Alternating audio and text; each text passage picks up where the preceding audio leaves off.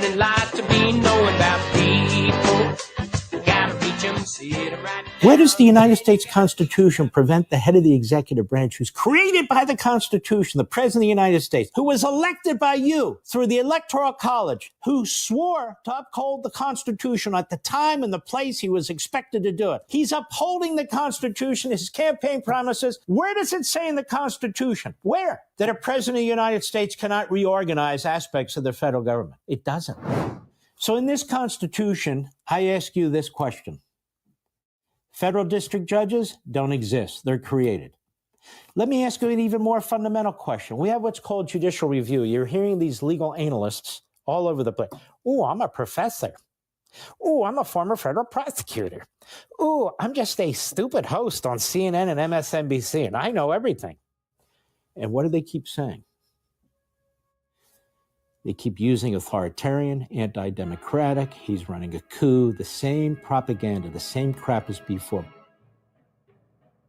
Want to get it off your chest? You're in the right place. They accuse this show of being run by boobs. Well, let me tell you about us boobs. We're real and we're spectacular. Want politics and fun sprinkled with a lot of laughs? Heard in every state in the Union and 1,000 cities around the world. We just finished 16 years of broadcast excellence, now in our 17th year. The Dave Weinbaum Show is streaming live all over the world.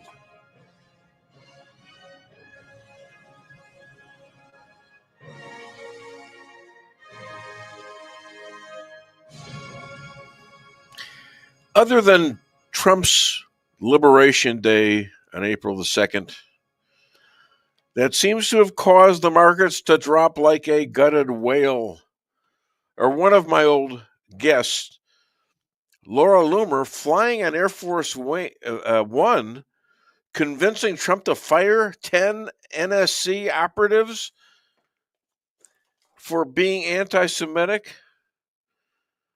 and a sabotage threat to Trump's presidency. This is small potatoes compared to the unconstitutional federal judges who have launched torpedoes against Trump. But our Constitution and our three-legged republic, these judges who are not recognized by the Constitution are a threat to conquer the country by taking over the executive branch. Most of this has come from Judge Boasberg, a leftist jurist who ordered Trump to return all the criminal aliens sent back to their home countries, El Salvador, Haiti, Venezuela, Colombia, Mexico, and others, many of whom have been welcomed by the Biden administration's subversion of 21 million of these illegal aliens, and the Democrats' effort to sponsor criminal aliens who rape, murder, and sex traffic, all on the taxpayers' paychecks. There's 30,000 to 50,000 children missing, and we're supposed to listen to a federal judge who has no written orders to bring these animals back to America? The only way we can fight this is to go with a flawed SCOTUS chief, Judge John Roberts. If they rule against Trump,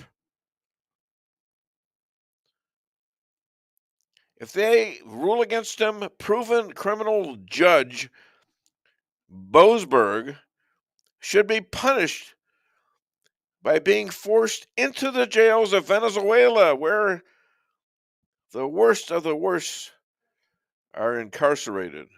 And Trump then can flip his middle finger to the Supremes and keep doing exactly what he's lawfully elected to do.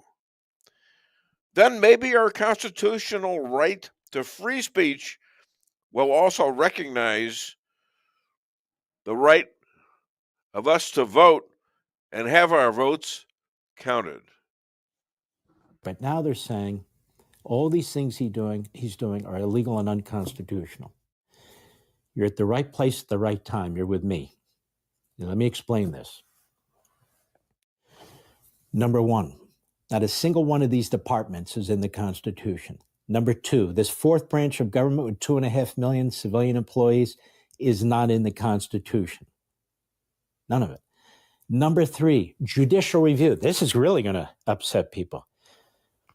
Forget about Marbury versus Madison, which is the big judicial review case that essentially says the Supreme Court and therefore the lower courts have authority to make judgments over whether or not a law is constitutional or not.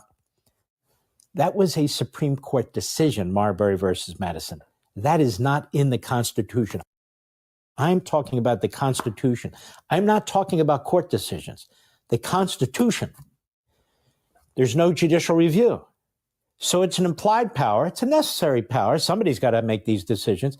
But if it's an implied power, it's not an affirmative, granted, authoritative power in the Constitution under Article 3 for the one court they created, the Supreme Court, then how is it that all these hundreds and hundreds of trial federal courts created by Congress and the president under a Judiciary Act, how is it that they have so much power over the executive branch? They don't. If you believe in the Constitution. Okay, we're on the show.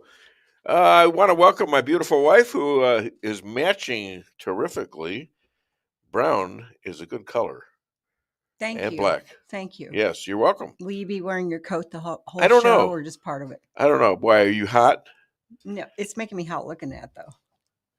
Hot looking? Yeah. You're hot looking though. No. Okay, I get that. No, I agree. I have to agree that she's hot. All right, and my protege over there, J.P. Maxwell, who is the producer of the show. We got Rick Henderson up in Salem, who's recently had some operations, and we're praying for Rick to recover. And he is he's got some bad leg problems, and he does all the clips and the bits and stuff like that. And we've got coming up, we've got great guests. We have J.J. Bradshaw coming up at 8:10, Rabbi Moshe at 8:40. Lots to do with Rabbi Moshe. Don Mayhew at 9:30, Tom Haviland at 10, and Jeff Zink at 10:30. We've got a full show. So if you want to contact the show, call 573-578-2700 and get it off your chest. Okay? Or you can also reach us on Facebook, X, Rumble, and YouTube. You can make comments, and we will try to catch as many of those as possible during the show. And we're podcast after the show. We Yep. go on where? We get on all Anywhere these places. you can find podcasts. We're talking about, iHeart Radio. We're talking Spotify, any podcast location. Shortly after we go off the air later on this afternoon, it will be available in what they call the podcast world. Yeah, on YouTube. And shockingly, we've become stars on YouTube and TikTok. And TikTok is it's like on board to be sold like today to a bunch of American people, or at least in partnership with China, which is possibly going to be one of the things to straighten out our stock market a little bit.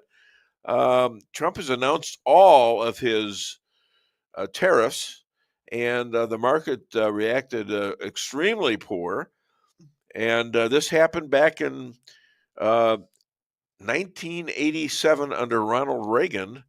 And guess what? Took about a year. I know, because I was invested at the time. I didn't sell anything. And a year later, it was all up again. Now, I don't know if this is going to take that long, or if it's going to be permanent. Usually, I mean, we have no history of this being permanent, do we? So the odds are that it's going to come back. Trump kind of knows what he's doing, and I think that's a great case to keep your stock. Now I have this gentleman looking at me, kind of, and he's looking good, by the way. This guy is 256 years old, and he goes back to the Revolutionary times. He was friends with Thomas Jefferson and George Washington and Ben Franklin. Used to pick up. Well, probably he was a little young at that time, but he was probably helping them scope out these pioneer women. Please welcome all the way from Rolla, Missouri, Jeffrey Bradshaw. Good morning, Dave. Good morning, JJ. What you got for me today? Oh my God, we're drowning in this stuff, Dave. It's coming so fast. Love Donald J. Trump. He can throw a fastball and a curveball better than anybody in MLB. You mentioned Laura Loomer. You know, you and I haven't heard about Laura Loomer for a while. She's been kind of laying low. She still is publishing things, columns. Yeah. But she ended up on Air Force One and whispering in Donald J. Trump's ear about some folks that weren't exactly on board with his policies in the national security agencies, and he ran them off. 10 of them. What I read about that, though, was that these folks were leakers. And, you know, the federal government leaks like a sieve. Yeah. Everybody talks about everything, even though they're sworn to secrecy. They have security clearances, but they leak. And it is my understanding that they were fired for leaking. Good. Trump doesn't mess around. You really want to go against my agenda, you're out of here. What about Mike Waltz? You know, the guy that brought that Goldberg guy onto the call. I mean, he wasn't supposed to do that, was he? That was a terrible mistake on his part, and I'm sure he was taken to the woodshed by Trump and said, you know, you're going to get a spanking if you keep this sort of stuff up. So Waltz is still a member of the team, so apparently his value is still high. But I'm not a betting man. But if I was a betting man, I would bet you a nickel that things like this will never, ever happen again in this administration. I'm sure these folks have been admonished to toe the line. I'm thinking that this guy's got a 20% chance of staying. I don't think he can keep him. You can't trust a guy like that. I'm sorry, but you know, but that was look what these other people had to go through in that Senate hearing. Yeah, and look at how that was a smear on Donald Trump. And this guy started talking, and I'm sure it was in collusion with Waltz and maybe some Democrats. You can't find a better case to get rid of somebody, in my opinion. I don't disagree with that, and maybe the guy's going to go, but I do believe in my heart of hearts this was an innocent mistake that just got out of control. We'll see, won't we? You know, cabinet picks are known to not last very long in any administration. If you look at this guy's in charge of national security, the whole nation's security, and he can't figure out that you don't put a Trump-hating journalist in a meeting that's overly supposedly secure. You know, when you're at that level, you have no choice but to deal with journalists. But these are set in two camps. There are the folks that are on the inside and those that are on the outside. I think they pulled this guy in as a mistake. But okay, we all do make mistakes. And whether Trump has forgiven him or not, we'll see. He may end up going. Whoever Trump chooses to pick, I hope is stellar, like the rest of his cabinet. You know, speaking of Trump and the Laura Loomer incident, which I thought was just so good.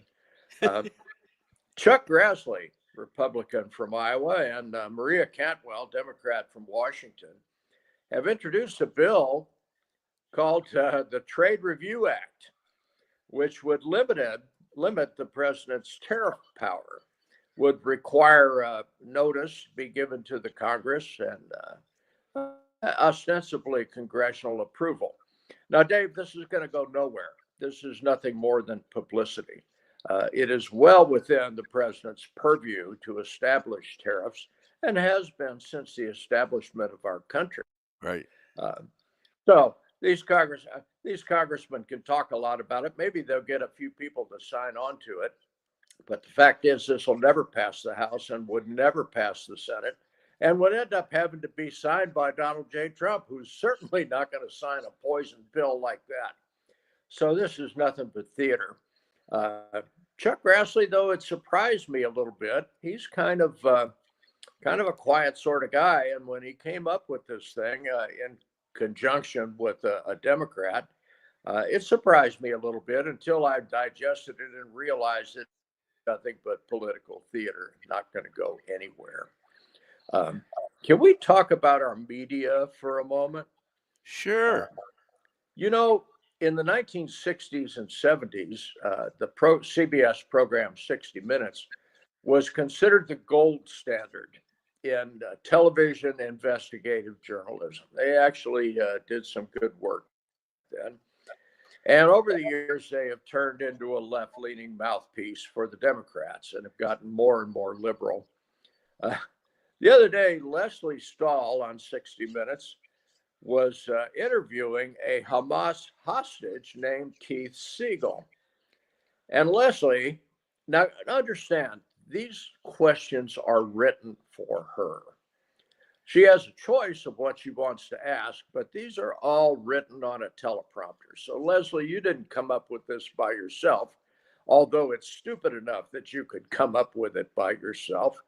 She said, and I quote, "Do you think they starved you or did they just not have food?" End quote. Leslie, you're getting as bad as AOC. When you open your mouth, stupid falls out of it. Perhaps you should consider retiring.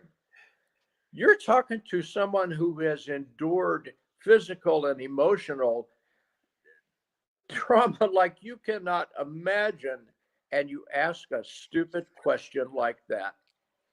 Of the millions of questions that you could have asked that were actually relevant and would have ended up with a reply that makes some sense, you chose that, Leslie. Well, Leslie, she shut down Trump in a interview with him before the 2020 race about Biden, being being protected by the media and being his son was getting money out of Russia and Ukraine both. And stuff like that. There's no record of that. Was Leslie. There's no record of this. That's just not true. She immediately took Biden's side. And from that day on, how do you recognize this person as proving later on that this was actually going on?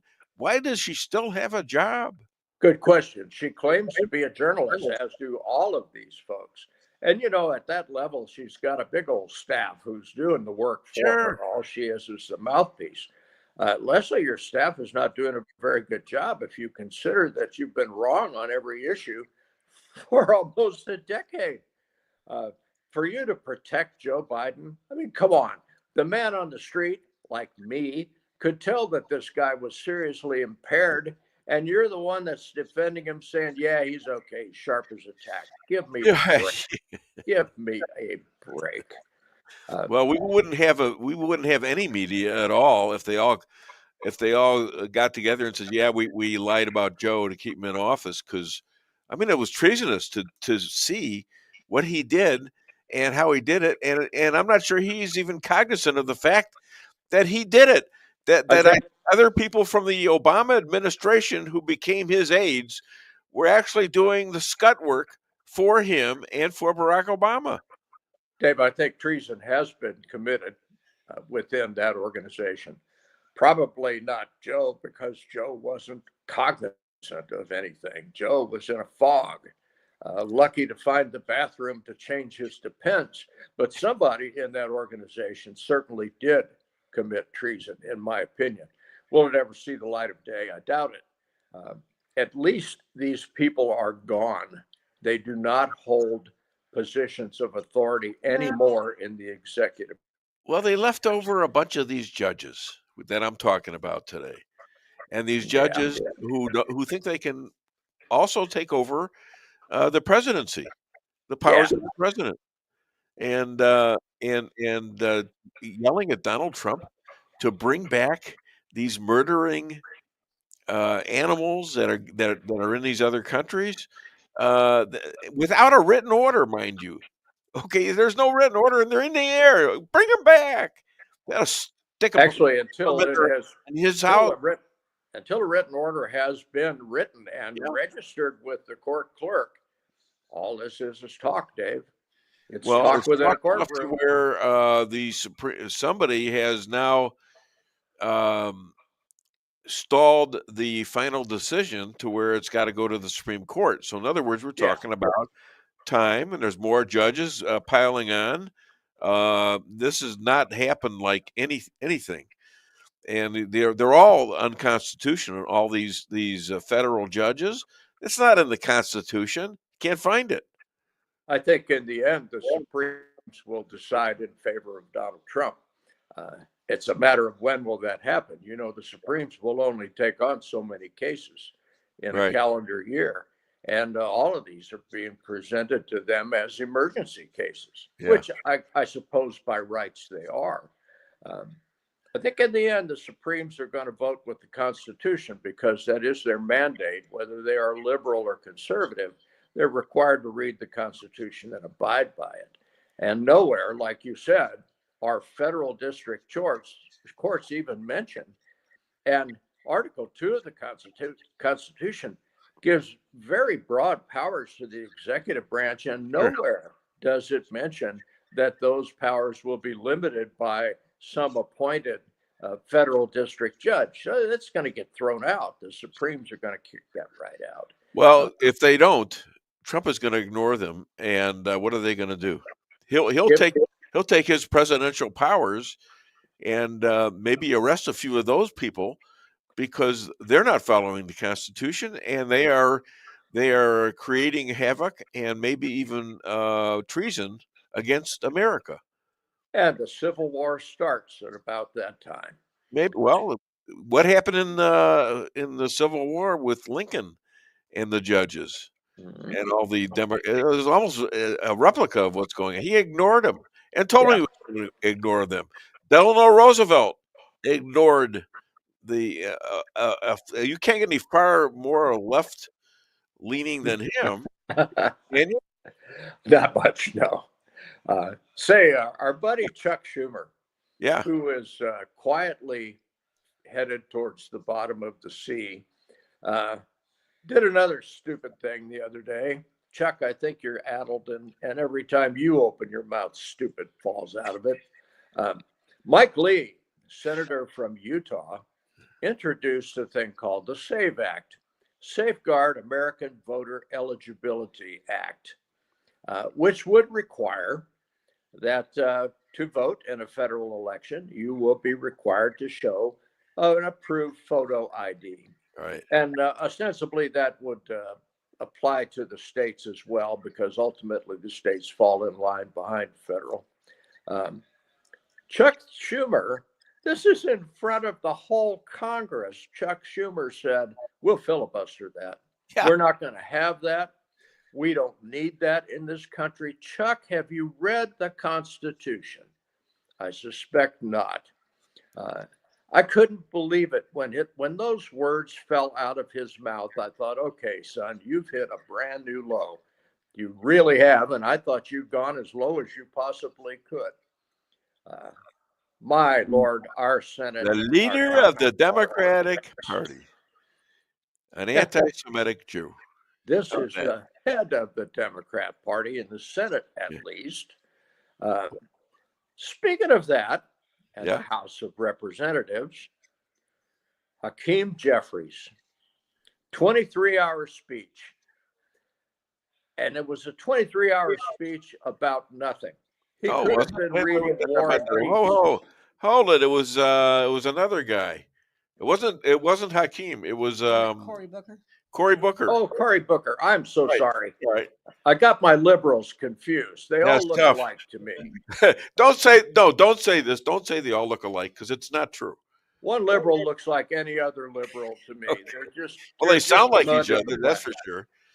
So, okay, Cory Booker stands up there and blathers Yeah. 23 hours. Right.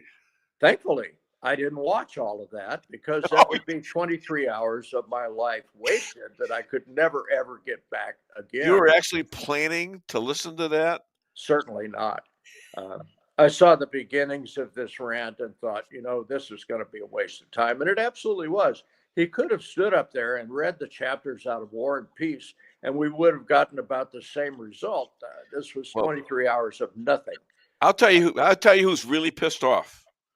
Me? Ted Cruz. No, just not just you or me. Ted Cruz was pissed off. You know why? Tell me. He passed Cruz's speech by 2 hours. He said that. I heard him say that. I was laughing at it, but all right. So we're all guilty of this, okay, Yeah. Dave? But this is wasting valuable time that could actually be spent debating issues that have some merit. And instead, we're playing political theater. This is the United States version of kabuki, the Japanese very regimented plays. This is garbage. This is not what the founding fathers had in mind. They expected people to be responsible, and people that are responsible will debate issues, ultimately come up with compromises, or maybe not, but at least they will address the issues. And these folks will not do that. And our Congress has not done that for decades. Consider the budget bills that they're supposed to come up with. And instead, we end up with one continuing resolution after another, and porculus bills that have so much garbage in them. No wonder we're in an inflationary situation. Well, and they keep defending it, though. They keep defending it. They're saying, look what Trump's doing to the economy. And they don't have an answer. They don't have, well, what did you do? Yeah. Tell us what you did that was so great. How come we can't even buy eggs anymore, but under Trump you can buy eggs? How about that? Yeah. Let's talk about tariffs as part of my closing. You remember seeing this thing on the board? Oh, yeah. Oh, yeah. The reciprocal tariffs. Yeah. Now, last night, I read an article by a supposedly economist in the Wall Street Journal, and he wrote a rather long article about how these tariffs are an absolute disaster, how the stock market took a 5 or 6% correction as a result of this, how Apple lost billions of dollars. What the guy missed is this. Our economy, now not our stock market, okay, but our economy as a whole is massive. You don't turn that economy in a short amount of time. That's for the stock market. The stock market goes up and down. It can turn pretty quickly. The bond market, not so much. Our economy as a whole, not so much at all. It takes months for the reaction to any stimulus to occur. Now, what's Trump doing with these reciprocal tariffs? You and I both know this guy is a hell of a negotiator. Oh, yeah. And he is getting their attention by these tariffs. And at some point, other economies are going to realize they're going to take a hit as a result of this. And what can we do to ameliorate this problem? What can we do? We're going to negotiate with Trump and come up with some middle ground. Sure. This is nothing more than a negotiation tactic. And my God, anybody that knows anything about Donald Trump, this is the way the man operates. Well, actually, the way he operated in the real estate market in New York State.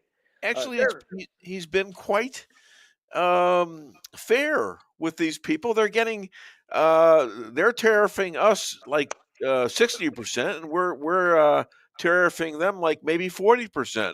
He's always giving them the upper hand anyways. They're just not used to having it all. Our economy is massive, Dave, and we can afford those hits. This Wall Street Journal economist, and I'm putting the economist in quotes because I doubt this guy has a degree in economics. If he did, he wouldn't have said what he said. He's talking about the possibility of recession as a result of this. Well, of course, recession is always a possibility. Yeah. However, I expect there will be a much more global recession before recession hits here. Those weaker economies, and there are many of them out there, will reel from these tariffs. They're going to take a hit as a result of this. Perhaps they will be in a recession. I think ours will be soft if there's any at all. And frankly, I think within a few months' time, they will have negotiated all of this out where the tariffs are not an entity anymore. But you're going to have to take that hit in the short term. It's kind of like the egg prices. Did I not eat eggs when they were $8 a dozen? No, I bit the bullet and ate them anyway. Yeah. That's the way it is. Deal with it. Deal with it, right? Yeah. What do you have? Well, I don't know, but I have a joke about that too. Did you hear about the man busted for stealing a dozen eggs in his underwear? Needless to say, his breakfast was scrambled. Oh my, Dave! It's another one. I had that. You know what? I had that set for later, but I thought that was. You brought the subject up. I'm sorry.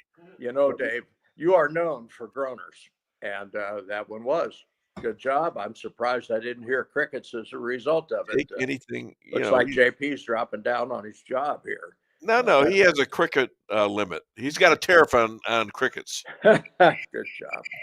Yeah, there we go. Yeah, there. Are you happy now? I am happy. That's good. Dave, we're up against the clock. All right. It's been good talking with you as always. Friend, it's always great talking to you. Do we have any messages on here? A couple. Let's see. Let's read that before JJ goes and eats some eggs. Already had them. Yeah. Rico Camino, good morning. Good morning, Rico. Morning, Say hi to Rico. your friend Henderson, will you? Patricia Oden Maxwell, sounding good, looking good. Go team. Okay. Kathy Sanford Dillon, good morning and happy Friday, everyone. She invented that, by the way. And have a blessed weekend. Love you all. We love you too. And Patricia Oden Maxwell, once again, go JJ. Thank you, Pastor All Pat. right. And I think, and those in Rolla vote on Megan Johnson for city council member this coming Tuesday, April the 8th. There we go. All right. We got it all. Let's hear it for JJ Bradshaw. Thank you, Dave. Yeah. Talk to you next Friday. Attaboy. Great job.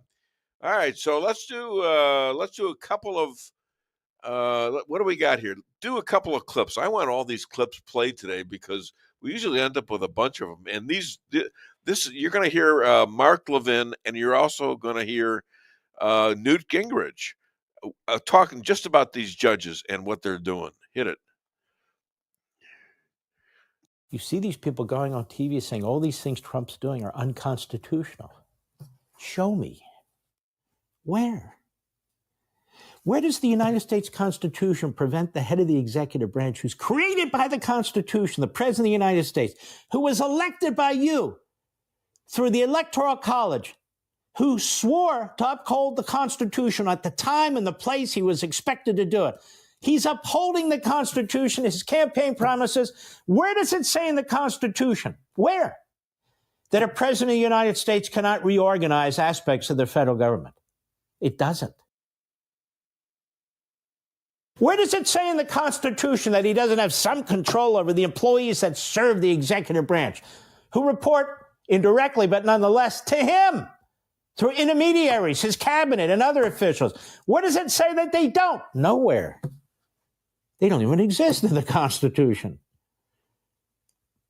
Where does it say that he can't freeze part of the spending, particularly spending that was pushed by the prior administration on the way out the door? These radical left-wing grants and so forth and so on, discretionary spending. It doesn't. None of that is in the Constitution. And I could go down the list. Now, if there's a federal statute that has been passed by Congress and signed by a president that says there's certain things he cannot do, even though those are of questionable constitutionality, that's at least colorable. Your home is your castle. You don't need unwanted hassle. Don't let those creatures move in the state. Let us protect your investments. That's what we're all about. Plank Termite and Pest Control will save the day.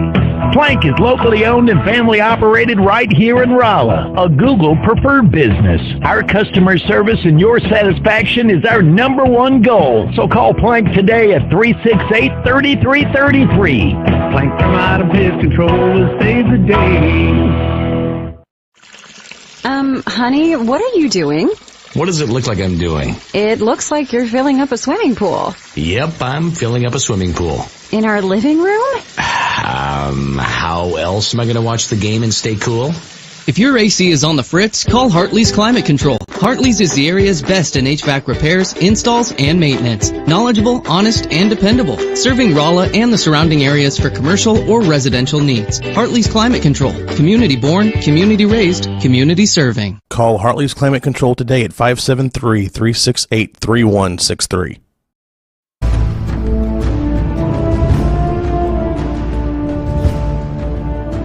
Never be too coy to tell your friends and family about Koi Sushi and Hibachi. Celebrate the best Chinese-Japanese restaurant in the Midwest. Call 573-426-5551 to make a reservation or order takeout. Locally owned, 1808 North Bishop, Rolla, Missouri.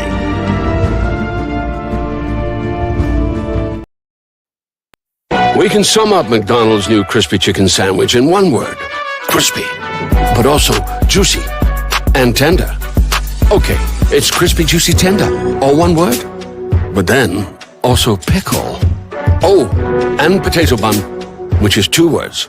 Okay, we can't sum up our new crispy chicken sandwich in one word, so you'll just have to try it to understand it. Order ahead on the McDonald's app at participating McDonald's. Ba-da-ba-ba-ba. Merrill's Quarry and Asphalt, 40 years serving cities, counties, and everyday businesses with driveways for people who live and work in our little piece of heaven right smack dab in the middle of America. Call 573-578-9101 for your free estimate of rocking, rolling, paving, driveways, sealing, and striping too. That's 573-578-9101 for your free estimate. Your home is your castle. You don't need unwanted hassle. Don't let those creatures move in to stay. Let us protect your investments. That's what we're all about. Plank Termite and Pest Control will save the day. Plank is locally owned and family operated right here in Rolla, a Google preferred business. Our customer service and your satisfaction is our number one goal. So call Plank today at 368-3333. Plank Termite and Pest Control will save the day. At your locally owned Price Chopper, our standards are high because we know yours are. See for yourself what an incredible fresh selection of grocery items we have in store. Talk to our expert meat associates about what you're looking for. They're happy to meet any special requests like custom cuts, or see our expert produce associates on how to pick out the best fruits and vegetables. Quality in the deli means fresh, full flavor, and always delicious. If you're craving fresh baked goodness, we have that too. You can expect the best selection and the best value while interacting with our friendly and knowledgeable employees. You can find what you're looking for fast and easily at the best prices at Price Chopper. Fresh savings every day. Gotta reach 'em, sit 'em right down.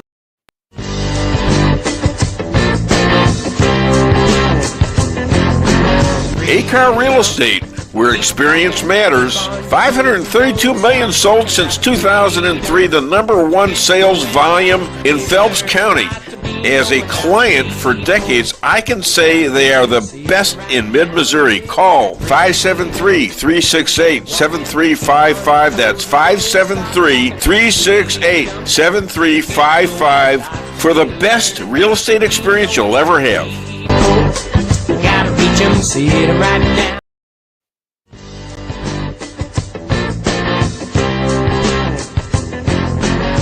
Insurance going up like crazy? Daniel and Henry Insurance is one of the largest private insurance companies in the world. Richard Boyette, 314-444-5011. He's my guy at Daniel and Henry for 10 years. Business or personal, call Richard at 314-444-5011. He's the best. At Town & Country Bank, we've got all the perks of a national bank, like online banking, quick loan approval, and you can deposit your check from your phone. But that's not why our customers love us. They love us because we still offer hometown customer service. Stop by one of our 2 Rolla locations and let our friendly team remind you how special hometown banking can be. We're locally owned and will take the time to understand your needs. Smart, friendly solutions. Town & Country Bank. Member FDIC. Equal housing lender. Ladies and gentlemen, the count of death for IDF soldiers has left about 1,000 Jewish kids with moms who are widows now, and they need so much more help. Your dollars will go to these widows and helps them cope with finding places to live with other widows and their children. Please welcome all the way from Efrat, Israel, Moshe Rothschild. Hi, Rabbi. How are you doing? Good, Dave. How are you? Good. Thanks for asking. When is Pesach? It is actually a week from tomorrow. A week from tomorrow. Okay. Unleavened bread. And what does Pesach represent? What holiday is this? It's major one, right? It's the holiday of redemption. When the Exodus occurred, the Jews, the Israelites technically left Egypt, and after the 10 plagues, and then we crossed the Red Sea, we came to Mount Sinai. But it represents the holiday of freedom, the beginning of the Jewish people, the Jewish nation. Okay, thank you for that. So Bibi announced Israel is taking over Gaza. Why? Bibi announced Israel is taking over Gaza. Well, I did not actually see that announcement. I saw it in the Jerusalem Post and other places. Really? Well, what I think maybe what you're referring to is that as the Hamas is not releasing hostages, in response is that we're going to be slowly taking over more and more areas of Gaza, that the only thing that they seem to listen to is losing their land, till eventually there's either no Gaza left or they've released the hostages. Well, you have the same problem in Syria. You have the same problem in Lebanon. We have the same not problem as much as Lebanon, but we don't have hostages in those countries. That's the big difference. Okay, is that, when Lebanon or Syria is a problem, we can bomb those countries freely without worrying about killing our own hostages, which they estimate of the 59 that there are 24 who are still alive. So, there's always that, that lack of freedom, complete freedom of movement, of action on the IDF out of concern for the hostages. Right. But it is well known here in the Middle East that the mentality of the jihadis is that they don't care about human life, that they're a death cult. But what they do care about is land. It's one thing they do care about. So this idea of threatening to take over land, I've heard, I read things like 1 kilometer for every day. I've read all kinds of things, but Israel is definitely in the south, and Rafah taken over a lot larger swaths of land. And the hope is you take land that will motivate them to release hostages. To put this in context, about how many Muslim states are there, and how much land do they have compared to Israel? Right. Well, if you picture a football field and on the 50-yard line, a matchbox, Israel is like that matchbox. There are over 20, 30 Muslim countries in the area.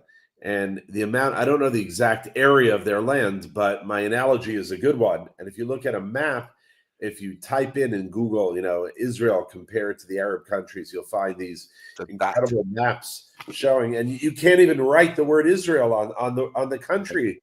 It's so small. Yeah. You write Saudi Arabia, there's so much room, you could probably write 30 other countries just on the names on Saudi Arabia's territory. Sure. Israel is tiny. And then they tell us that matchbook that's sitting at the 50-yard line, the only way we can have peace with you is if you give us half of that. Yeah. Which is it's a joke and never should have been accompanied with Jewish cooperation, quite frankly. Hamas sending terrorists to kill Jews worldwide. Isn't that nice? And they're recommending IDF forces. What I'm saying is, why don't we have IDF forces going after these thugs, no matter where they go? None of us are safe. Well, because the international law is that you cannot operate with weapons in other countries unless you have permission of those countries. Now, if they have weapons in these countries and these countries are not doing anything about it, then that sort of subverts that comment, doesn't it? I mean, it subverts that ability to protect yourself in another country. Right, but for example, the IDF can't send troops to Canada. They're not. They'll get arrested. They can't send troops to countries without permission. I know there are countries in Africa that actually hire Israeli security, former IDF soldiers, and they have to first get permission for them to hold weapons in those countries. Yes, Israel goes after them very covertly in covert operations, but you can't send 100 IDF soldiers to Colombia to. Oh yeah, I'm not talking about full. Well, that would be great, though.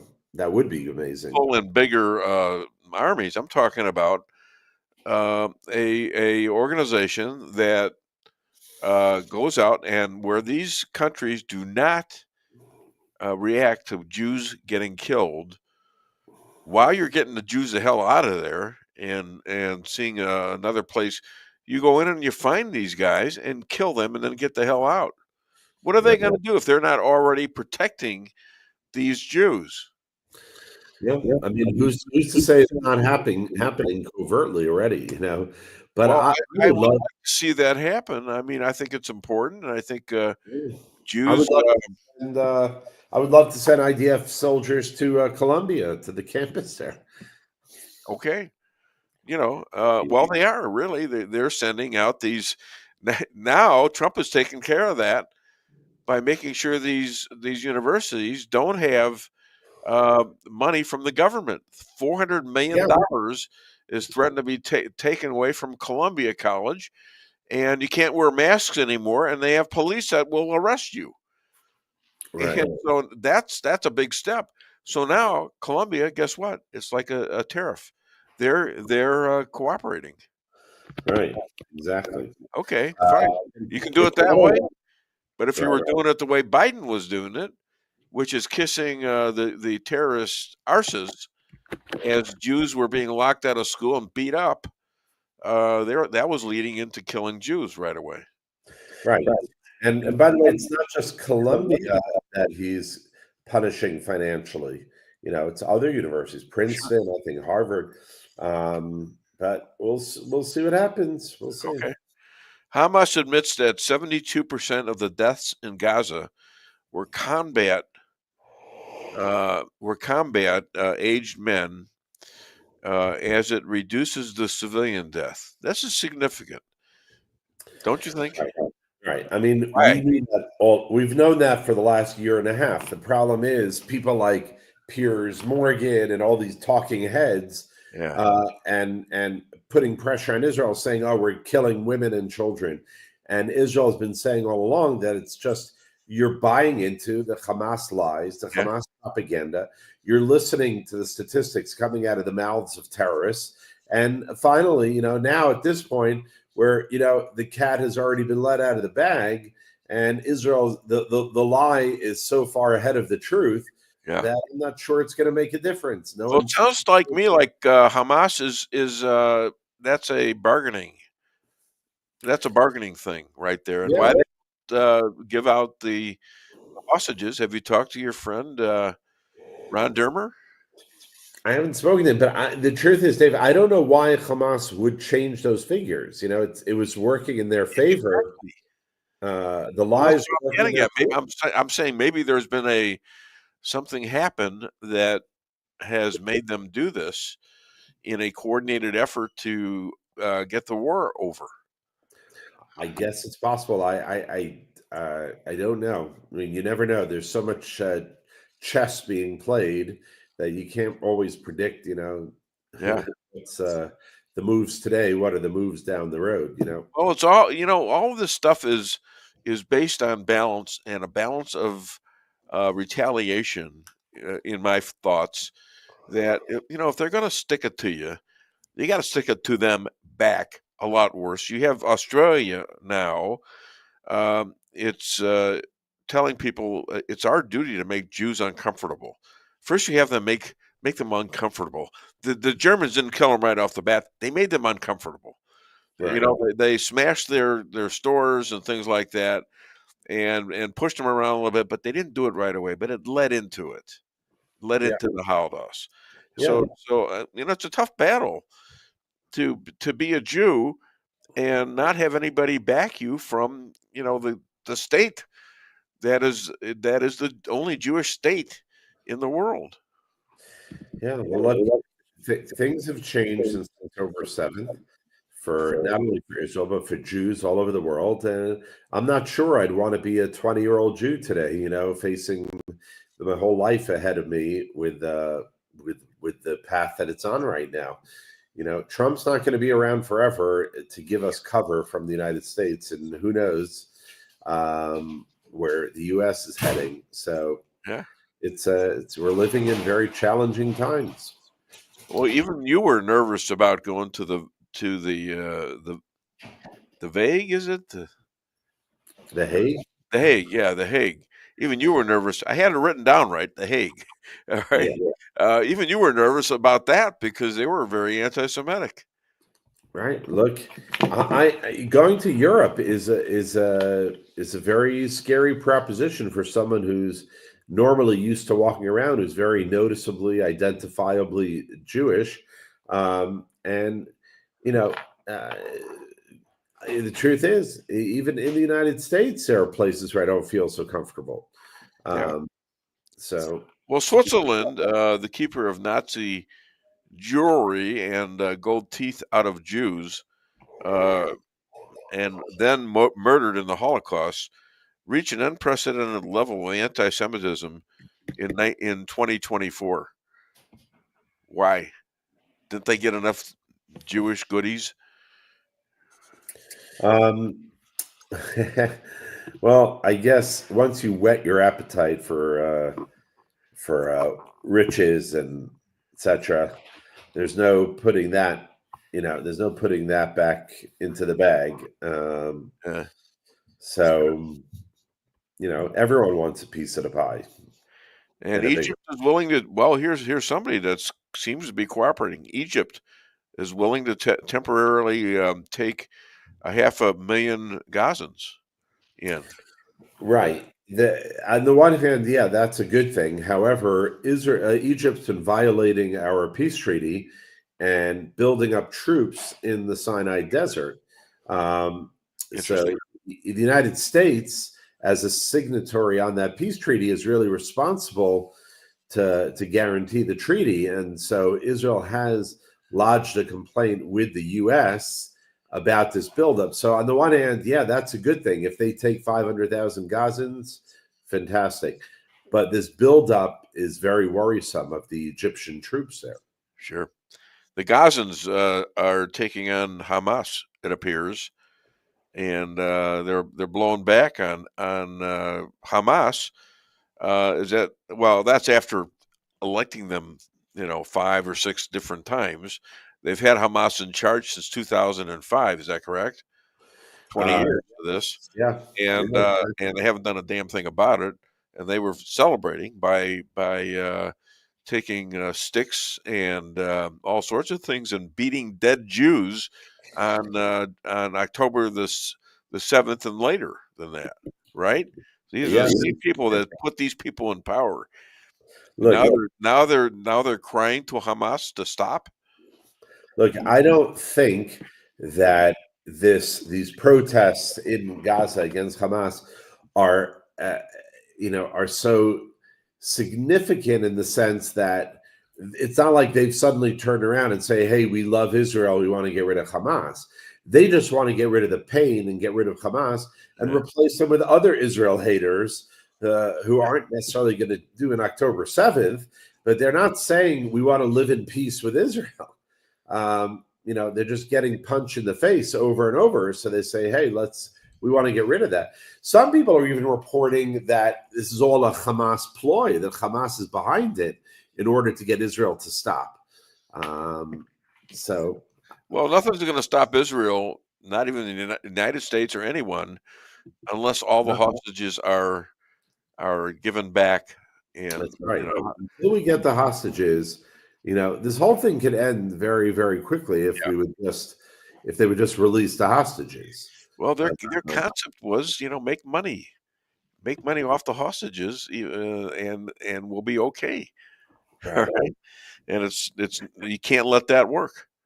Yeah, right. Houthis are being destroyed of most of its missiles by the USA, and Khamenei threatens Israel if Trump bombs Iran. So these are connected, aren't they? Yeah, I mean, back in 1991, when Iraq had entered into Kuwait, and the United States told Iraq to leave Kuwait, and Iraq said, "If you attack us, we'll attack Israel." Israel had nothing to do with it, right. And the way that's how it kind of works here. If the United States bombs Iran, Iran's going to bomb Israel because they see that as a way of trying to galvanize other Muslim countries onto their side.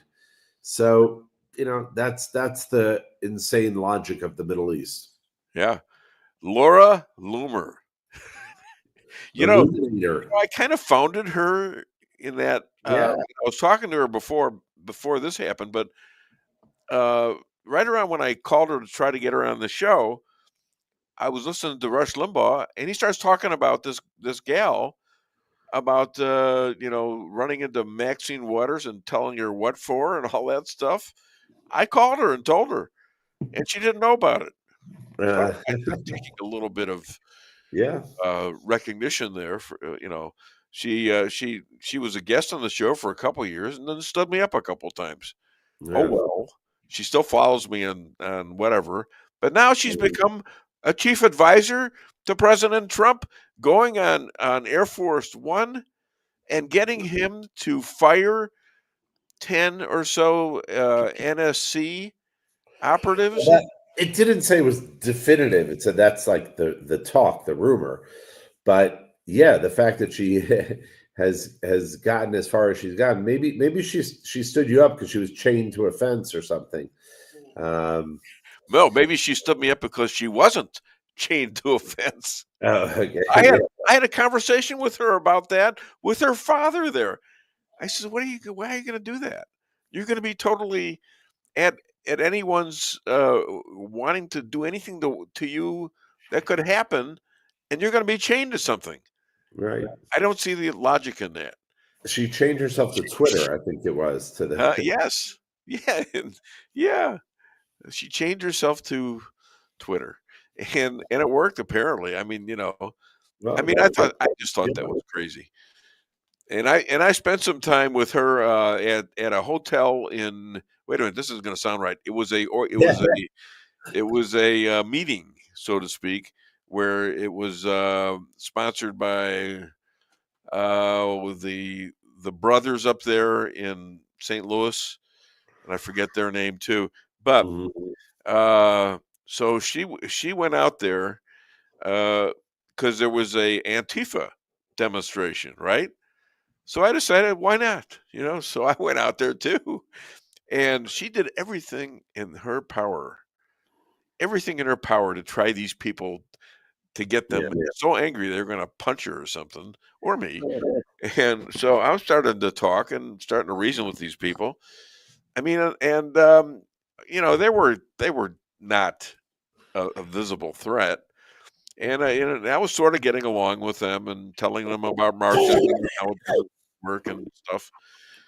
And one little gal comes up to me and says, "Are you Dave Weinbaum?" And I'm looking around saying, "What the hell's that? How does she know who I am?" Right? Yeah. Oh, I used to work for you a couple of years ago at McDonald's. I tell you what, that was funnier than hell.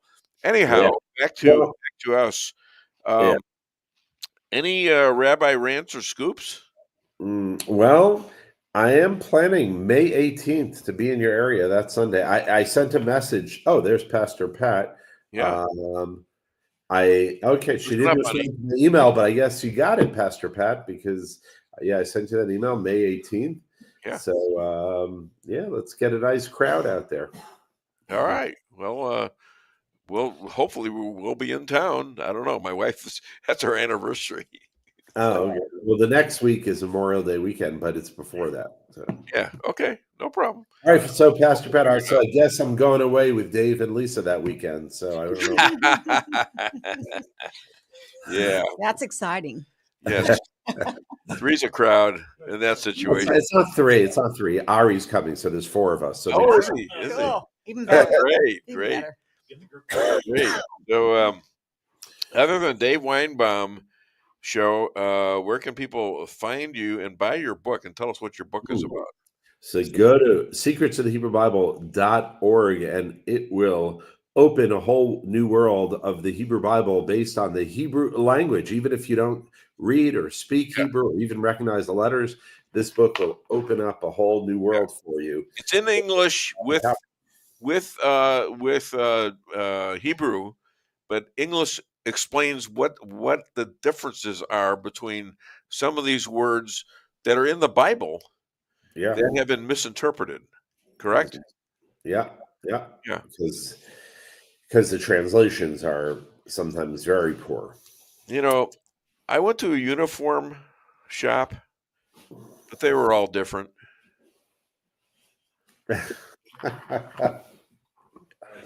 He laughed. See, it was a deep joke.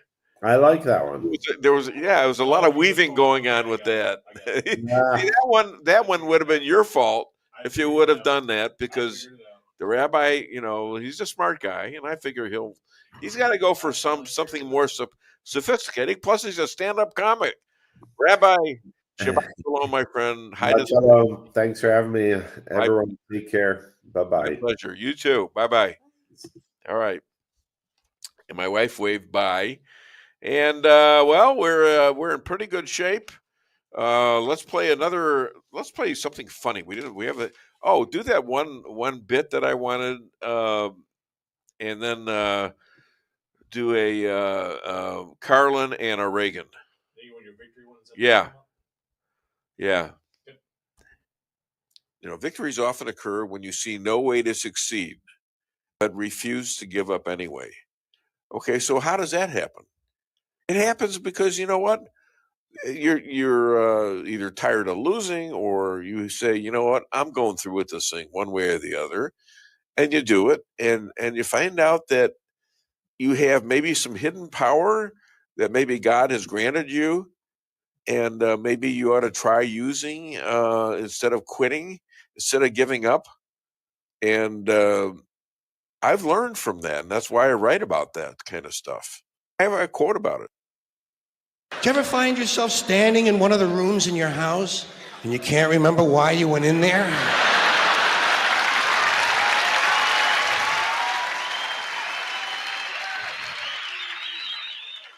And two words float across your mind: Alzheimer's disease. You ever been talking to yourself and somebody comes in the room and you have to make believe you were singing? And you hope to God the other person really believes there's a song called What Does She Think I Am? Some kind of putz? You already are the oldest president in history, and some of your staff say you were tired after your most recent encounter with Mr. Mondale.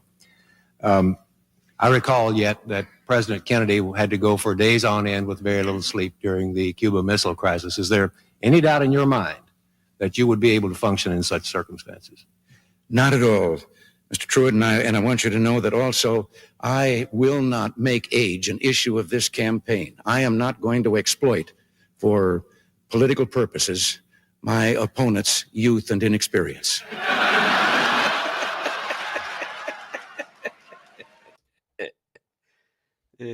All right, we're back. They're back, and coming up next, let's see, who do we got? We got a great one, we got Don Mayhew, a chicken farmer and an engineer who happens also to be a state representative, and he's a funny guy. He likes picking on me, and I like that. You know, we have a good give and take. And he says he's getting out of here at 10:30, and that's when the show's over. You know, we're going to have Jeff Zink following him. Between him and Jeff Zink, though, is Tom Haviland, and he is great. This is a guy that found out that these shots may be causing the pandemic shots. Probably are causing these white fibrous blood clots that are killing and maiming and harming all the people or a lot of the people that have taken these shots. A lot of heart attacks caused by it, I'm sure. I mean, I'm sure you guys started picking up shortly after 1920, 21 about, relatives and people that you knew. All of a sudden, they weren't there anymore. And it's family, a couple of uncles in my daughter-in-law's family, my wife's sister's brother. These people just the guy who was really a really good butcher at Kroger's, and I found out they all died. Not only that, but my best friend at the time was my banker in St. Louis. He was with Cash Bank, and I did a lot of business with him, known him for years and years and years. And suddenly he didn't answer my phone call, and so I called him back, and he sounded terrible. I says, "What the hell's the matter with you?" And he says, "Well, I've got the flu." And I says, "You sure it's not this pandemic stuff?" He says, No, it's the flu." I says, "Well, you better get a second opinion because you sound terrible." So he did, and he found out that he had his heart was clogged. Okay, and he said, "But they've operated." This was the next day after the operation. They've operated, and they've got it now. And he sounded better for about a day. Then he had a couple strokes, and he was dead. And this guy had never had a heart problem in his life. And this was right after, and I didn't know this. It was right after he took the first of two shots that were to be taken from Moderna, I believe it was. And, you start listening to that, and then you look at the VAERS report, which is the official CDS report, and you find that if you look at sometime in 2020 or 2021, the comparison to all 31 years of other vaccines and their harm or ability to kill people and things like that, they were all pretty low, all pretty low until you get to 2021 and or 2020, and all of a sudden they jump up, jump up, highly recognizable, until you wonder, well, where are the doctors at? Where are the politicians? What were they doing? And the answers are not good. And Thomas Haviland is the one that discovered these white fibrous clots because he went to the embalmers and he asked them, "Are you seeing any diseases and any things that's out of normal from what you've been seeing through 2020?" And they say, yeah, as a matter of fact, we've had a lot of these white fibrous veins, and it seems to be cognizant with people who are dying from and have taken the shot. So now we're talking about this guy. A lot of people had to go into hiding. A lot of people like me were shadow banned and are banned completely. They're still doing that banning, by the way, in certain other situations. And, I'm glad I kept on talking. I mean, there were some days when I wondered if I'd have a show the next week, But, we're doing pretty well right now. Apparently, Facebook is letting it go to a certain extent, but we'll see. Life is a funny thing. You look at Trump and his triumph, and look at what's happening today. I don't know what the stock market's doing today. I hope it reverses, but it's not likely to reverse for a while. All right. So let's play a couple more clips, and pretty soon we're going to have the honor of greeting a chicken farmer, Don Mayhew, who's an engineer, and also he's a state rep, and we got a lot of questions for him. Hit it. Where are those statutes? How come they're not citing them? How come these legal analysts, these professors, these former federal prosecutors, how come none of them are telling us where to go? What are we supposed to look at? Now, to my knowledge, they don't exist. Maybe there's one or two. What's going on here? The Democrat attorneys general, a cabal, who are colluding, who got together and said, everything Trump does, we're going to bring a lawsuit. And these Democrat attorneys general represent maybe a score of states, maybe a few more. And so what they're doing is within their left-wing jurisdictions, the most liberal left-wing cities that they can bring a federal challenge, a petition. That's what they're doing. Seattle, Washington, Boston, Providence, Rhode Island. Does it get more liberal than these cities? They're going into these sittings because what do they know? They're liberal. Now, the vast majority of judges in these cities, in these inner cities, have been appointed by Democrats. Now, I looked at the judges in these cases that are trying to sabotage Trump. All but two were appointed by either Obama, Biden, or Clinton. You've got two, Royce Lamberth, who's a judge in Washington, D.C., who was appointed by Reagan. I've known him well, and I refuse to speak to him ever again because he's gone off the cliff on the January 6 cases. He despises Donald Trump. He's involved in the federal prison cases where Donald Trump has ordered, we don't care if you think you've transitioned, if you have through medicines and surgery, if you're a biological male, you're a male and you're staying in a male prison. He says, well, there may be some fundamental constitutional issues there. Like what? Your home is your castle, you don't need unwanted hassle. Don't let those creatures move in to stay. Let us protect your investments, that's what we're all about. Plank Termite and Pest Control will save the day.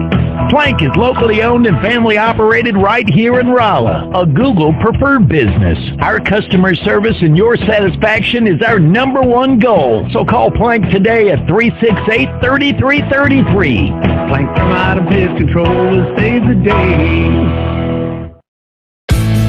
With warmer temperatures right around the corner and allergies ramping up, now's the time to get those AC units serviced. At Hartley's, we pride ourselves in offering outstanding service with fast response times. With proper maintenance, you can make those hot days be a lot cooler and remove those pesky allergens that always seem to find their way into your home. Call us today so you can be living a much cooler and healthier life. Hartley's, community born, community raised, community serving. Call Hartley's Climate Control today at 573-368-3163.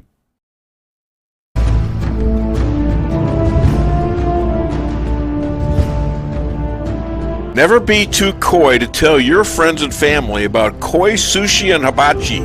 Celebrate the best Chinese-Japanese restaurant in the Midwest. Call 573-426-5551 to make a reservation or order takeout. Locally owned, 1808 North Bishop, Rolla, Missouri.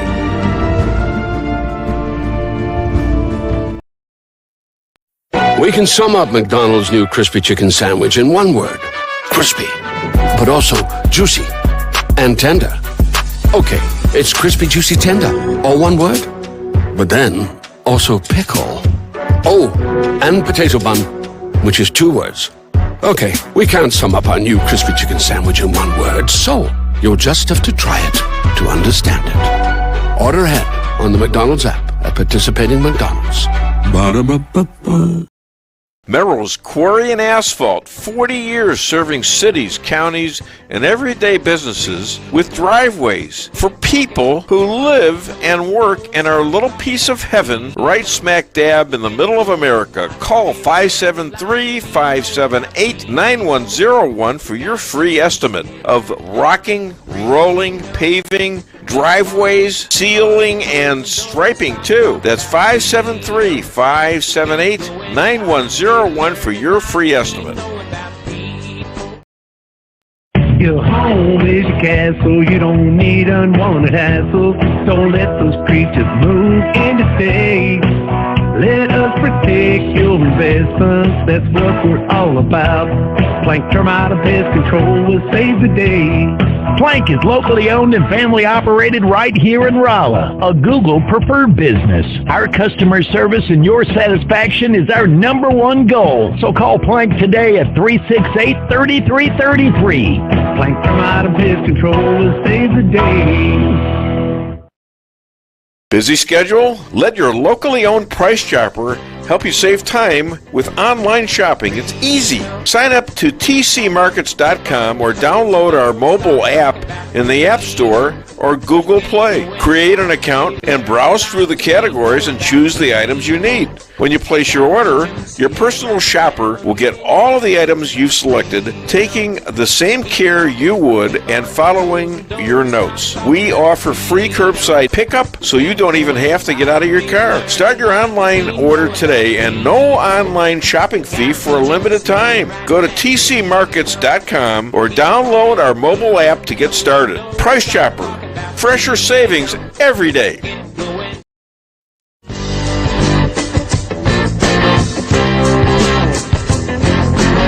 A-Car Real Estate, where experience matters. 532 million sold since 2003, the number one sales volume in Phelps County. As a client for decades, I can say they are the best in mid-Missouri. Call 573-368-7355. That's 573-368-7355 for the best real estate experience you'll ever have. Gotta reach 'em, see it right now.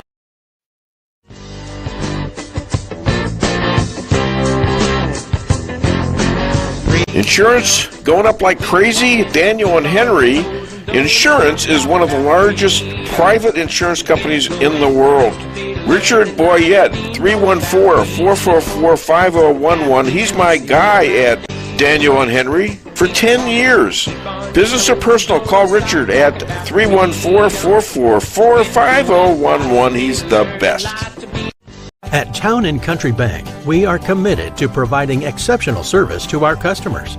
We do more than just provide loans for our community. We help make dreams become reality. Whether it's a new home, farm, business, or a new car, we would love the opportunity to help.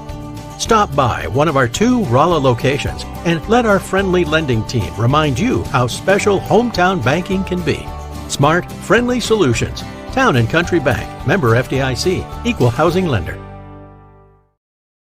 All right, we're back. We just got a little visit from a egg farmer, engineer, and politician, and he's left a couple of cases of eggs.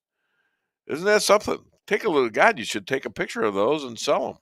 Sell the pictures of it. So he'll be on. He's getting his coffee, and he's taking over. I don't know. I don't understand.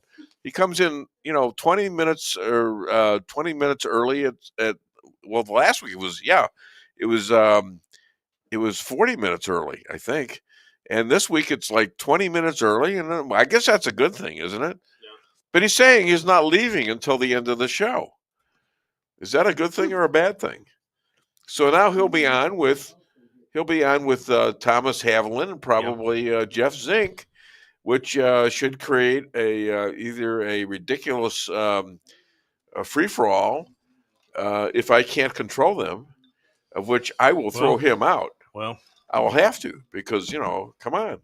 That could come into question, but I am curious to maybe see a conversation if he can stay on between Tom and Jeff, because Tom has some really important information that needs to be in the hands of RFK, and Jeff could be the possible connection to make that happen directly. Yeah, remember, Jeff is connected to RFK. That's Robert Kennedy Jr., and he's somewhere there.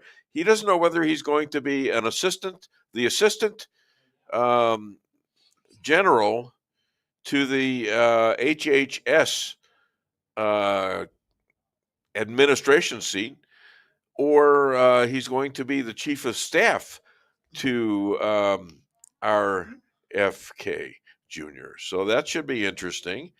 And he has got a huge repertoire of what he intends to do as well. And also his judge for his son at the 1-6 trials was who? None other than Boasberg, who is now in the news trying to destroy this country by being a runaway judge who has no constitutional power to do what he's doing, except to extend it to the Supreme Court. Christopher Ranzani. Good morning, Dave, and the lovely Lisa Weinbaum. Hope all is well as can be after the Rolla tornado. Oh, you got that right.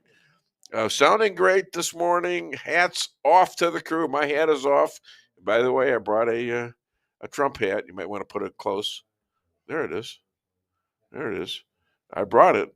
So anyways, thank you, Godfather. We call him the Godfather here. And listen, don't forget about it, all right? Don't forget about it. Tuesday, you got a meeting, with the Italiano guy there.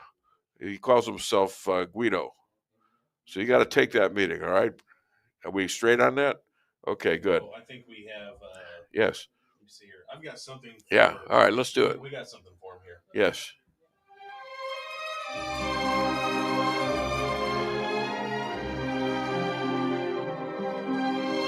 Sometimes you have to spread a little mustard to catch up. Forget about it. Yeah, you got to spread a little of that mustard. Ketchup, it's a little sweet. You don't want to ruin your sauce. Ketchup, you got to have some garlic. Got to have a lot of garlic in the sauce. Am I wrong? This is a Jewish guy talking about pasta. But I think, since the Romans overthrew the Jews in Israel, I think we have a camaraderie, or maybe a love-hate thing, like we're brothers, and yet there's a love-hate thing. There are an awful lot of Jews that were in the mafia, that's for sure, or had their own separate connection to it. And one of them was my father, actually. So, all right. So we have with us today, man. Are you ready to go, or are you just here to do homework? No, I thought I'd just do a little work while I'm here, because since usually I don't get to talk. So you're such a liar. Come on. Hey. Well, that's a lie. That's not true, and he knows it's not true. Harsh. Harsh? It's harsh. Okay, your truth telling has been challenged. How's that? What? Right? Your truth telling has been challenged. He's pissed off. Are you challenged? Are you saying something about the veracity of my position in Yeah, because I'm trying my to part-time introduce job? you. Right now, I'm trying to introduce you. Oh yeah, go ahead and do that part. with the kind words that I So, have for you. The only part of the show I like the Is what? introductions. So Is yeah. what your segment? Is that it? Well, of course, my segment when I get to talk, but oh my god, I might try to stretch this out for about 20 minutes, anyways. All right, he is an engineering chicken monger who convinced Trump to make hens and roosters to produce more eggs. Oh, and he represents the state of Missouri as well as a state rep. Please welcome all the way from Crocker, Missouri, the big city, Don Mayhew. Now, was anything wrong with that introduction?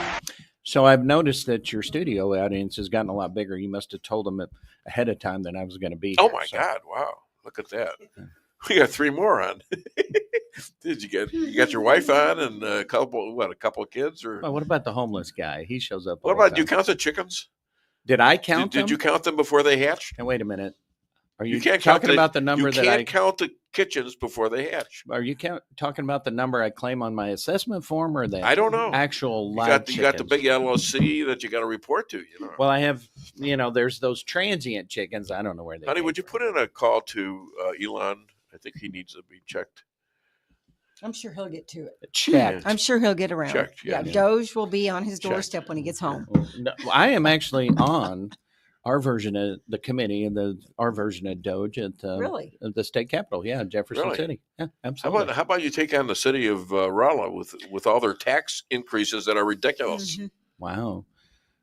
Now that I'm going to pull the standard dodge on this one. Well, that is a local thing. We don't usually get involved in local things until, of course, we do in Jefferson City. But no, I've got an interesting hearing coming up this week we can get into later on. Oh, for Pete's sake. Can we listen to the material, please? Oh God. Yeah, let's do that. I know. But when he opens up like saying, "Well, I got to go to the stuff that's stacked in my brain that's been there forever." I mean, it's not original. It's stuff you've already said. You're not saying anything that's appropriate to the question. So pick a topic. Taxes went up in this city. Why? Do you represent this area? No. Which area do you represent? So before redistricting, yes, I did represent this area, but I don't represent the folks on city council anyway. When did you lose the governing of this city?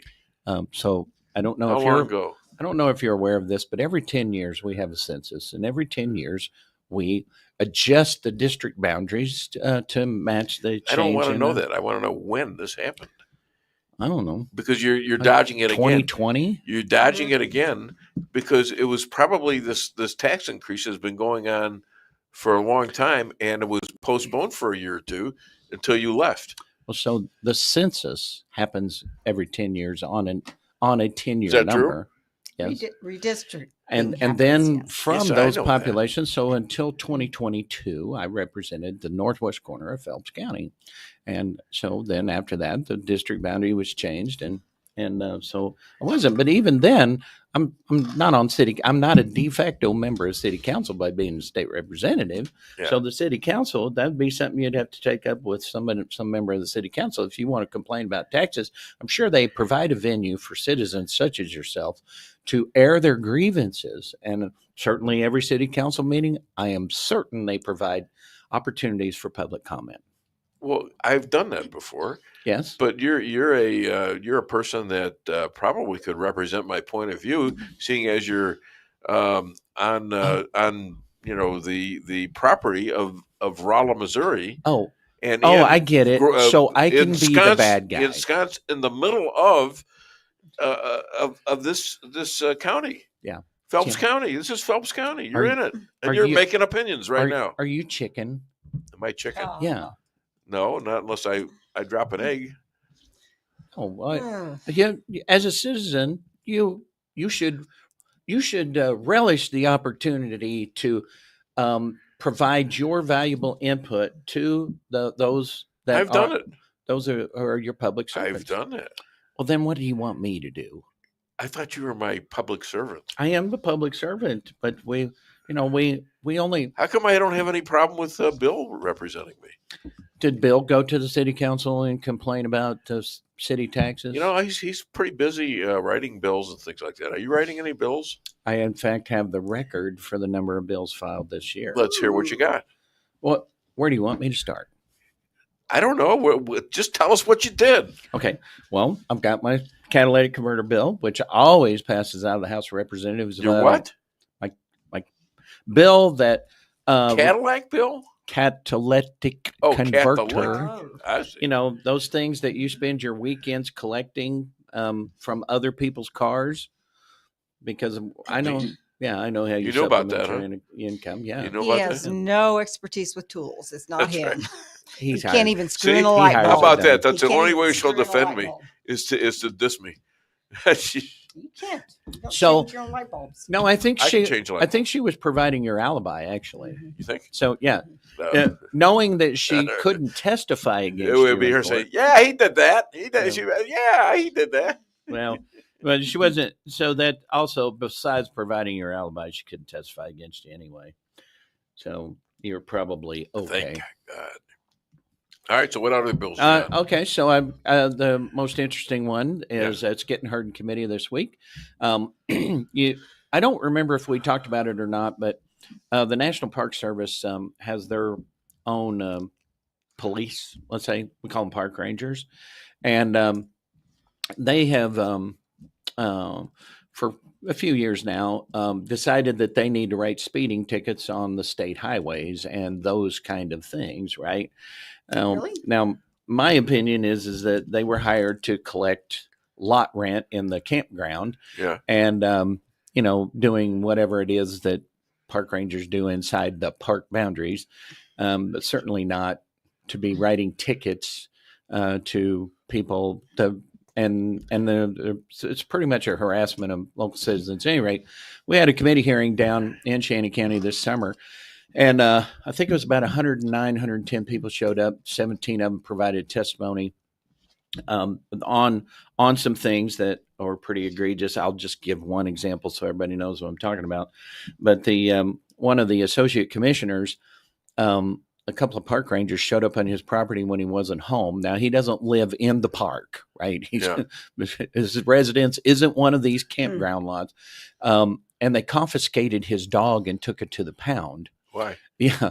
A federal agent came on his property way outside anything that would resemble their jurisdiction, confiscated private property from an associate commissioner. Not that it would matter if it was an associate commissioner, but that just tells you the lack of respect that they have for state government, because our counties are subsets of our state Was government. the FBI guy or No, these are park rangers. Park rangers. Park rangers. Okay, they work for the federal government. They work for the federal government. So they think they can do anything they want to in these counties. In fact, have stated as much. Yeah, that they think it's legal. Yeah, they. How do they defend themselves?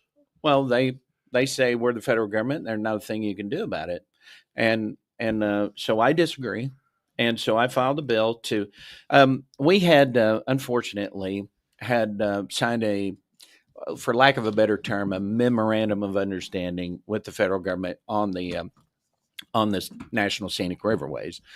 And part of that memorandum of understanding was that they had law enforcement authority. Well, and which makes sense, right?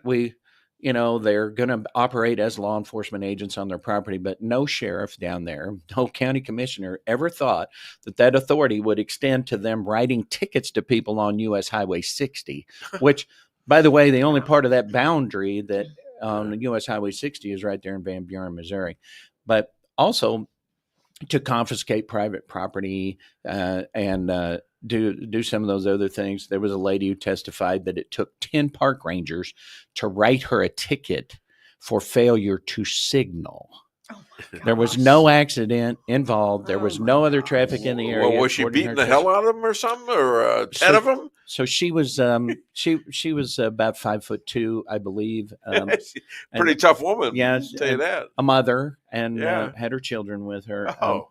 So there was it's those kind of things that are, they're a bit silly, and so they've written tickets. Now the testimony was provided by former state highway patrolmen, county commissioners, as I said, and then a separate meeting, chief of police of Licking, Missouri, was harassed by them, and he was harassed or arrested. He was harassed by them. If I remember correctly, they stopped him because his truck didn't have a rear license plate on it, and his vehicle was licensed over 12,000 pounds. And in Missouri, you don't have to have a rear plate if your vehicle's licensed over 12,000 pounds. And so the conversation went a little bit like this, and I'm probably going to paraphrase it some, but at any rate, they stopped him and said, "You don't have a rear plate," and he said, "Well, this is Missouri. In Missouri, we don't have to have a rear plate." And they said, "Well, that's not federal law. Federal law says you got to have a rear plate." And he said, "Well, the last time I checked, I'm on a state highway here." Yeah. And they said, "We don't care. Yeah. This is this is near our park, and so we extend this authority." Is there a constitutional issue here? Yes, there is. Yes, 100%. There we go. Now that hit it right there. This reminds me of the judges out there right now who are out there telling the president what he can and can't do. Yes. Am I wrong? Yep. Now, same similar thing. So this falls under the 17 enumerated powers. And so essentially one of those things that was that have been set aside for the federal government was that they maintain jurisdiction over forts, ports, and arsenals. Okay. Did I say national parks in there anywhere? No.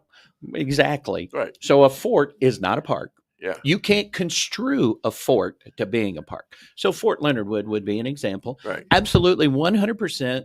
They should maintain federal. legal jurisdiction over that land, extending to. So law you don't enforcement. see one of the police, but not from the parks. You don't see one of the policemen from St. Robert going to the fort and writing tickets, or the state highway or confiscating dogs, or the state highway patrol. Yeah, correct. All right, and so once again, if you have if you think you have authority under color of law, well, obviously that doesn't extend or would allow you to steal property, correct? Yeah. So even if you could have some theory that, well, these are law enforcement agents performing their duty and they only made a mistake. No, stealing property is against the law no matter what kind of badge you carry, including FBI, park ranger, CIA, or whatever, correct? Yeah.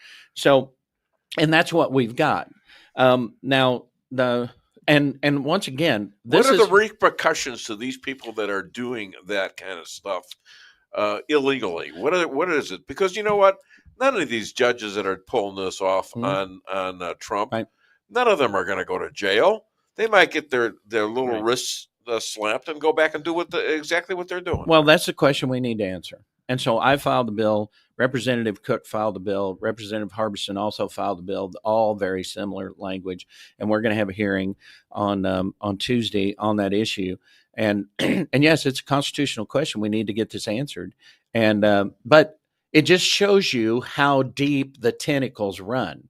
You know, it wasn't get rid of Joe Biden and everything is hunky dory.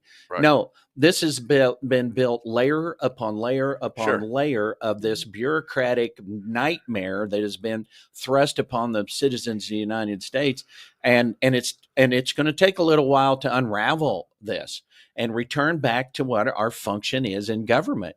And the reality is that even if we catch it up here at the top, there we have to have significant effort, kind of like what Doge is trying to do, to try to unravel this down at the bottom. Also, it's going to take longer than 4 years, folks. Unfortunately, that's why when I do my monologues, usually I say Trump in 28 because he doesn't have enough time. They're gonna stall him out. Mm-hmm. In my opinion, am I wrong?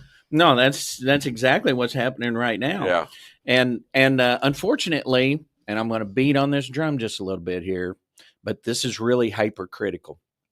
So we lost in the last month. We've lost 2 seats in the United States Congress to special elections because people didn't show up to vote. One of those areas was a district that voted 15 points for Donald Trump, and now it's always been a Republican representing them, and you say, well, how could that be lost? Well, it was because voter turnout was abysmal. Yeah. Same thing in Michigan with the Supreme Court justice there.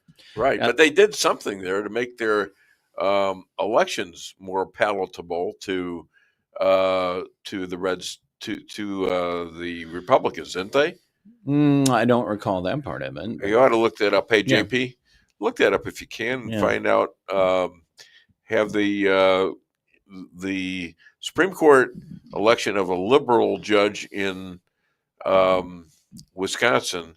Is there any other things that went on that was favorable to the Republicans in terms of elections? Well, it was huh? Yeah, they elect their Supreme Court justices. Well, that's a state Supreme Court. Yeah, Wisconsin. Yeah, we don't elect our judges here. I don't know if really. We've talked about this. I've known one. One was my lawyer, Benton, Dwayne Benton. Was that from the 1923 Missouri State Supreme Court or something? Old. Because I'm that old. I don't recall a Benton, but perhaps there is. Dwayne Benton? You don't know who Dwayne Benton is? I guess not. He was the head of the Supreme Court here in Missouri. Okay. All right. When was that?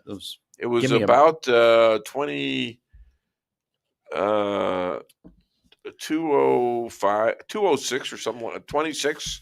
Okay. 2006, 2007, around there. You lost me. I don't recall a Benton, but perhaps there was. Well, it wasn't one of Limbaugh's cousins was the head of the Supreme Court at one time too. No, not head. Was on just on. Yeah, just okay. On. Hell, I played golf with. I don't think it was but I think he's still on there. I'm pretty sure he's still. Well, on there. he was around before, I believe, that Dwayne Benton was on. Okay. All right. I'm taking your word for it. All right. So in terms of the Wisconsin Supreme Court, Yeah. the only thing that's the news is focused on right now is that I guess there's a liberal named Susan Crawford who won the state Supreme Court race a couple days ago. Yep, that's it. So yep, that's what we're talking about. Once again, it was voter turnout, folks. Yeah. because Trump won Wisconsin, correct? So. Well, yeah, he won all the swing states. Right. So that's a continuing problem, and it happens right here. If conservatives would have got out and voted, we wouldn't have legalized recreational marijuana in the state. We wouldn't have Medicaid expansion, which, by the way, is right now is a $360 million hole in our budget. I'm sorry, repeat that. I was looking for something else. Please. So Medicaid expansion wouldn't have passed, which is a $360 million hole in our budget. And I haven't run the numbers exactly on it, but Amendment 3 would have more than likely failed had we had better voter turnout during that election. Remind them exactly what Amendment 3 is. It has to do that with was abortion. the abortion, unfettered, unrestricted abortion, Yeah. kill live babies, transgender And operations. right now, that's legal, and they're coming up with an amendment, something that'll kill it. Well, the killing it part is the problem. Now, would it be my preference if we got rid of it entirely? Well, absolutely. Yeah. But at this point, we're hoping to get something out of the House of Representatives and the Senate that at the very least will limit, take away some of these things like killing live babies, allowing anybody to perform an abortion, which absolutely is a law today that you can kill a baby after it's born? Yes. That is what the Constitution says. Up to what age? 28? Well, really not a restriction, but it's up to the medical professional who happens to be there to decide between the mother and the medical professional of whether after or not a baby's born, what could be the issue? Born. You tell me. I'm asking. I don't know. I don't know why. What situation would you kill a live baby? I mean, I can't think of a situation where you would do that, or could legally. But I guess in reality, since we did how old is define a baby? Is it how old is a baby before it becomes a person that can have a life? Well, I still call my wife baby occasionally. There you go. So, so you're part of the problem. It is once again, the constitutional amendment that was passed leaves that up to the judgment of the mother and the person and the medical professional there. And we say, well, that would never happen. That's not. Oh my goodness, folks, we have seen crazier stuff than even that when it comes to abortion. We actually had a governor in Virginia that suggested that was a good idea. Yeah. That, right. We're going to make the baby comfortable, and then we're going to decide. That's what the law is in California, isn't it? I don't know what the law is in I California. think it I is. have a hard enough time keeping track of the laws in Missouri. We make them so fast. So. Yep. There's one just for Don. Uh-oh. What's that? Oh, I thought you were going to read comments. Oh, I'm sorry. Go ahead. Oh, I'm sorry. I wasn't looking at it. Andrea Schrum. Good morning. Good morning, Andrea. How are you? Yes, Wisconsin voted to require voter ID. I knew that. Thank you so much. I knew that. Yes, that's what right. I was looking for, and that's a big deal because now they got to come up with an actual ID, a birth certificate, and or maybe a driver's license. Thank you so much. You saved my butt. Thank you. And also, it would have failed if Mary Elizabeth Coleman had not betrayed us. And instead of bringing IP reform up to the vote, she sent it back to committee. Atrocious. Glad she has decided not to run. Okay, so she's pertaining to our Amendment 3. That had to do with the initiative petition reform that she was handling that bill. And yes, many of us were shocked at that particular series of events. She's not running for office again, but I think probably for some other reasons. And but the reality it shows you how important that subject of voter ID is to both Republicans and Democrats, because the same people who came out and voted for the very, very liberal Supreme Court justice in Wisconsin also voted for the picture ID. How about that? Yeah. So that's a big disbursement of ideals. No, absolutely, 100%. So it's so yes, we face a similar challenge here with the things that we need to do. We without a doubt need to go in and fix some of these more egregious parts of Amendment 3, like killing a live baby, late term abortions, and all of those things, and the transgender aspect, all of those things that the proponents of that amendment said weren't in there anyway. Well, we got to clarify those things. Yeah. The other thing we need to do, and it's not in either version, but I'm going to push real hard to get it in there, is our definition of fetal viability prior to Amendment 3 passing, because Amendment 3 passing, once again, leaves fetal viability up to the person who is performing or going to perform the abortion. Okay, well, according to the Constitution, that could be an EMT or a CNA or a guy, for that matter, with advanced life saving from the Red Cross, right? So the reality is that those are some things that they argued, the proponents of the amendment argued were not in there. Well, okay, so let's just clarify that language. Paying for abortions with state money, they said it wasn't in there. Well, then how come Planned Parenthood, one of their lawsuits right now is to determine whether or not state funds can be spent on abortions? Well, I think it flies in the face of the Hyde Amendment at the federal level. So no matter what our Constitution says, but we need to clarify that, because that only applies to federal funds like Medicaid and things like that. I don't want my state dollars going to perform abortions either. And because I don't care how you feel about it. Some people will say, well, I want my state funds. Well, then let's just agree not to spend state funds on it so we can put that money on somebody's got to be in control. They have to have adults in Congress. We need people to vote. That's what we need. That's true. That's true. But you're getting a lot of outside money coming in. Is that wrong? No, it's 100% wrong. And in the case, is wrong.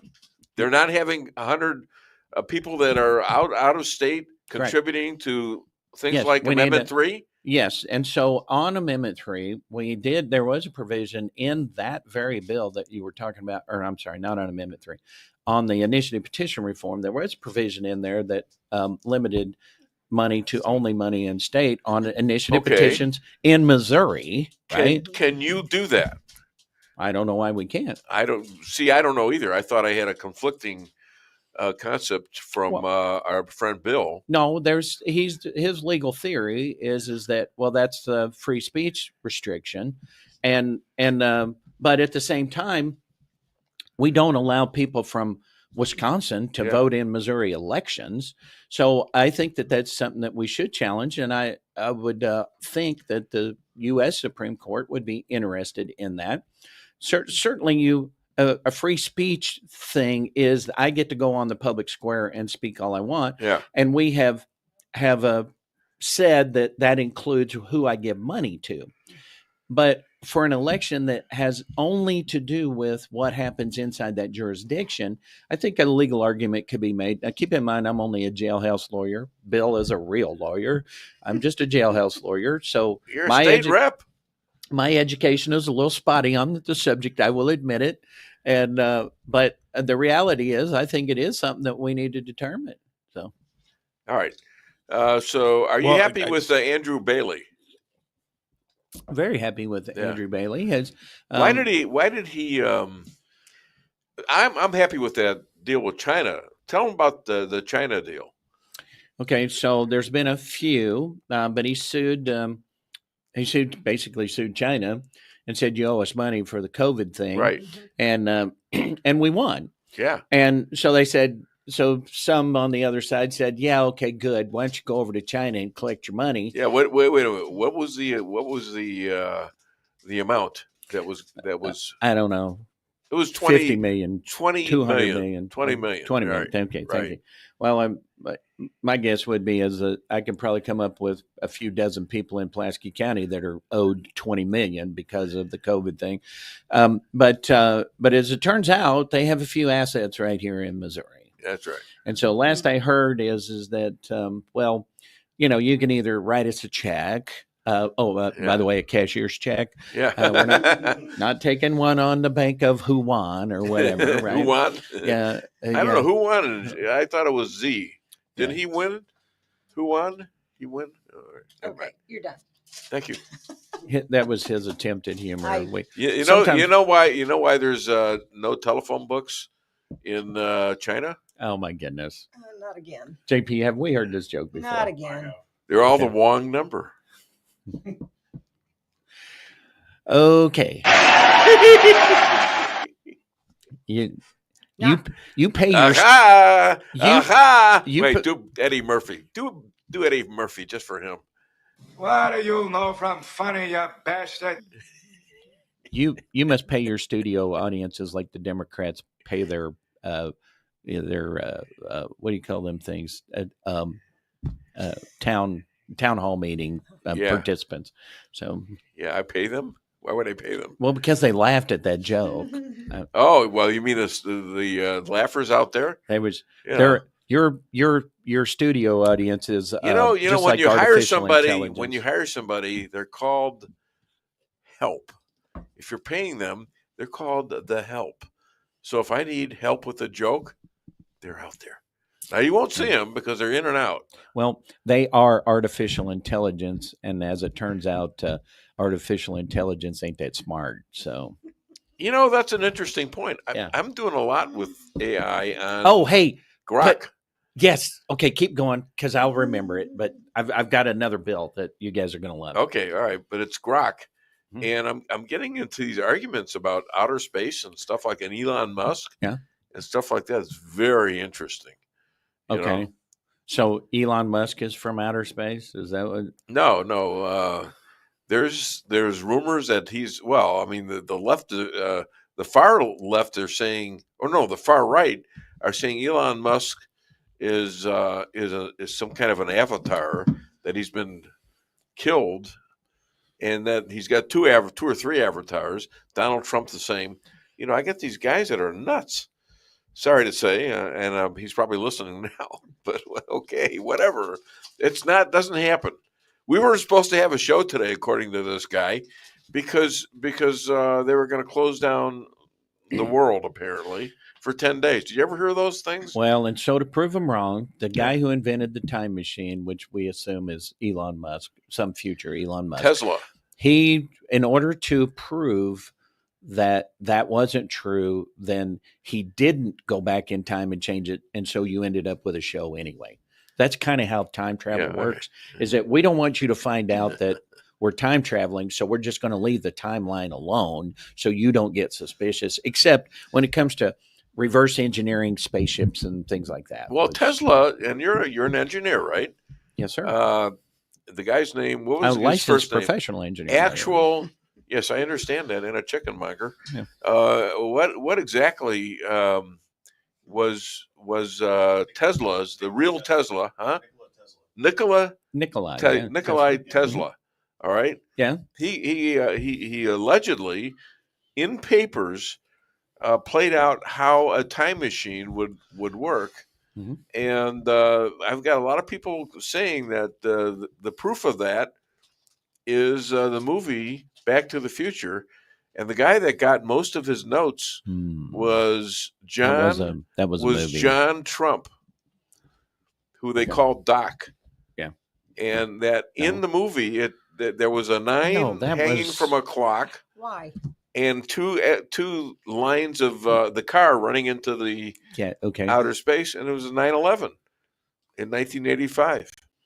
So, now that one's a bit of a stretch. Maybe. Can we go back to the bills? But that Bill isn't here today, honey. Hey, it's done. I'd like some real content. Okay. Instead of all this Would conjecture. you get to what you want to talk about, for God's sake? I just want to say real quick. Yes. Back to the Future and the subsequent sequels of that were not documentaries, by the way.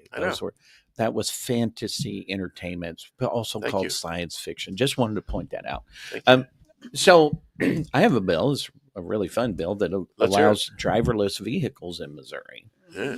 Okay. Now people say, "Oh, they gasp." You heard that gasp? Do you have a gasp laugh line? That'll work. Yeah. That'll work. That'll pass for a what? Gasp. We got a bird that says that. What? So it turns out I went down to Phoenix to take a look at these things, and one of the requirements was that you had to ride one of their cars from the airport to the hotel. I guess I can say their name, can't I? It was called Waymo, and man, was I shocked. I figured this would be some kind of herky-jerky 1960s robot toy kind of a thing. You couldn't tell the differences if I was driving, except that I'm probably a little more aggressive than the Waymo is. Right. But yeah, it was amazing how so what did good you do it was. while the car was driving you? So I had some meetings with the company to talk to them about. Were you there with a wheel, or were you in the back seat, or what? No. If in fact the way it's programmed is if there's somebody sitting in the driver's seat, that it won't go anywhere. You can sit anywhere else in the car you want. But the one thing I will caution people, if you take advantage of it, don't shut the door until you got all your luggage out of the car, because once you shut the door, it's on its way somewhere else. Well, how do you stop it? Do what? How do you stop it? Well, turns out there is a little button that you can hit, a panic button on your phone, but you have to have the app up and running and all that kind of stuff. So one of the suggestions I made to him is that, well, you might want to put a longer delay on that thing so I can get the app open on my phone, and you know how your phone turns off, right? And then also a recall button that, I forgot something in the seat. Cool. Now it does have a sensor everywhere except the trunk, and I don't know why it wouldn't be in the trunk too. But if there's something sitting on the seat, that it won't lock the door. So like if you left your purse or whatever on the seat, it won't lock the door. But the thing about it is you can't reach for the handle because it's a Jaguar. So this is not a Tesla. No, it's not a Tesla. All right. But it's an electric car. Speaking of new things, we have somebody waiting to get on. Oh, okay. Can you believe that? Yeah. And let me introduce him. He's the first man to challenge big pharma and government with news from embalmers finding white fibrous blood clots causing deaths of millions in the United States and around the world. Please welcome, all the way from Ohio, Tom Haviland. Hi, Tom. I'm here with JP. I'm here with my wife, Lisa. And I'm here with a all-knowing state representative, Don Mayhew. Well, nice to meet you all. I've met all of you before, except for Don. And Don, you may not have seen what I've shown Dave and JP and Lisa before. I don't know if it's what you have, but I've seen these videos before. In fact, there was somebody, and it might have been you, who had put this collection of these things from the coroners. Yeah, exactly. And then them actually videotaping them taking this out of people's veins. Fibrous you got it right. And they're not only being taken out of corpses, actually, they're being taken out of living people as well. What's called cath labs. Here's an even more spectacular one. Take a look at this one, gang. Oh my God. This is about 5.5 inches long and about half an inch wide. It was taken out of the abdominal aorta. It's one of the largest blood vessels in the body. So these things are really deadly. They're causing strokes and heart attacks. Yeah.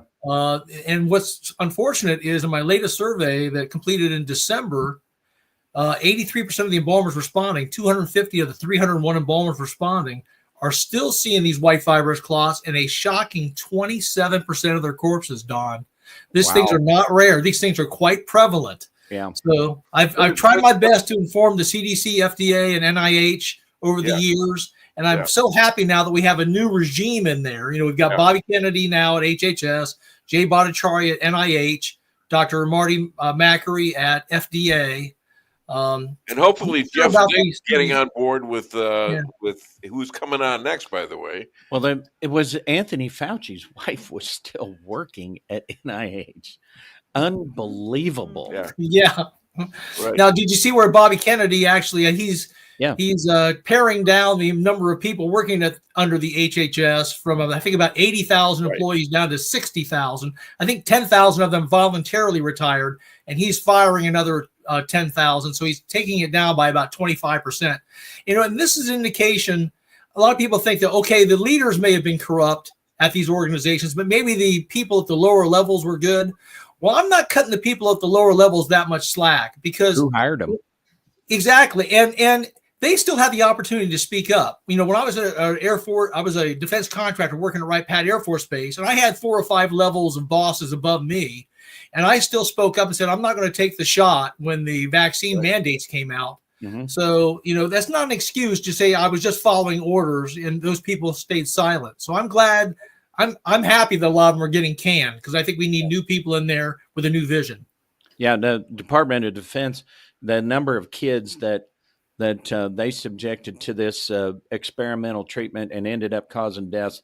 I mean, there's so many deaths that by 18-year-old kids having heart attacks during, after getting the shot.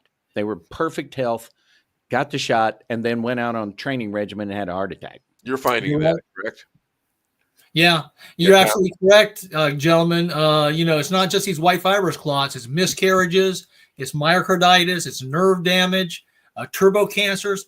In fact, Dave, every time I look at the literature, every week something new comes out. You know, in the last month since we last talked, and during the month of March, for example, all over the world, papers are coming out, scientific papers. A team of 19 researchers from Germany just published a peer-reviewed study on the 25th of March that links the COVID mRNA vaccines to the onset of cancer and autoimmune disorders like leukemia and brain tumors. And that was published in the Molecular Systems Biology Journal. This stuff is still banned, though. I mean, YouTube, for example, probably is going to ban this. I don't know. There's still a suppression in there getting the word out. That's what's crazy about this. Does that too? Yeah. And there are new warnings on big pharma. I think that big pharma is now having to contribute what horrors these shots can give. And I read it somewhere where they're warning about heart attacks and brain damage and all sorts of things. Yeah, remember what happened. It's a little too late. Wow. Yeah, too little, too late because 5.5 billion people on the planet took at least one of these jabs, and they took a total of 13 billion with a B jabs, about 2.5 per person.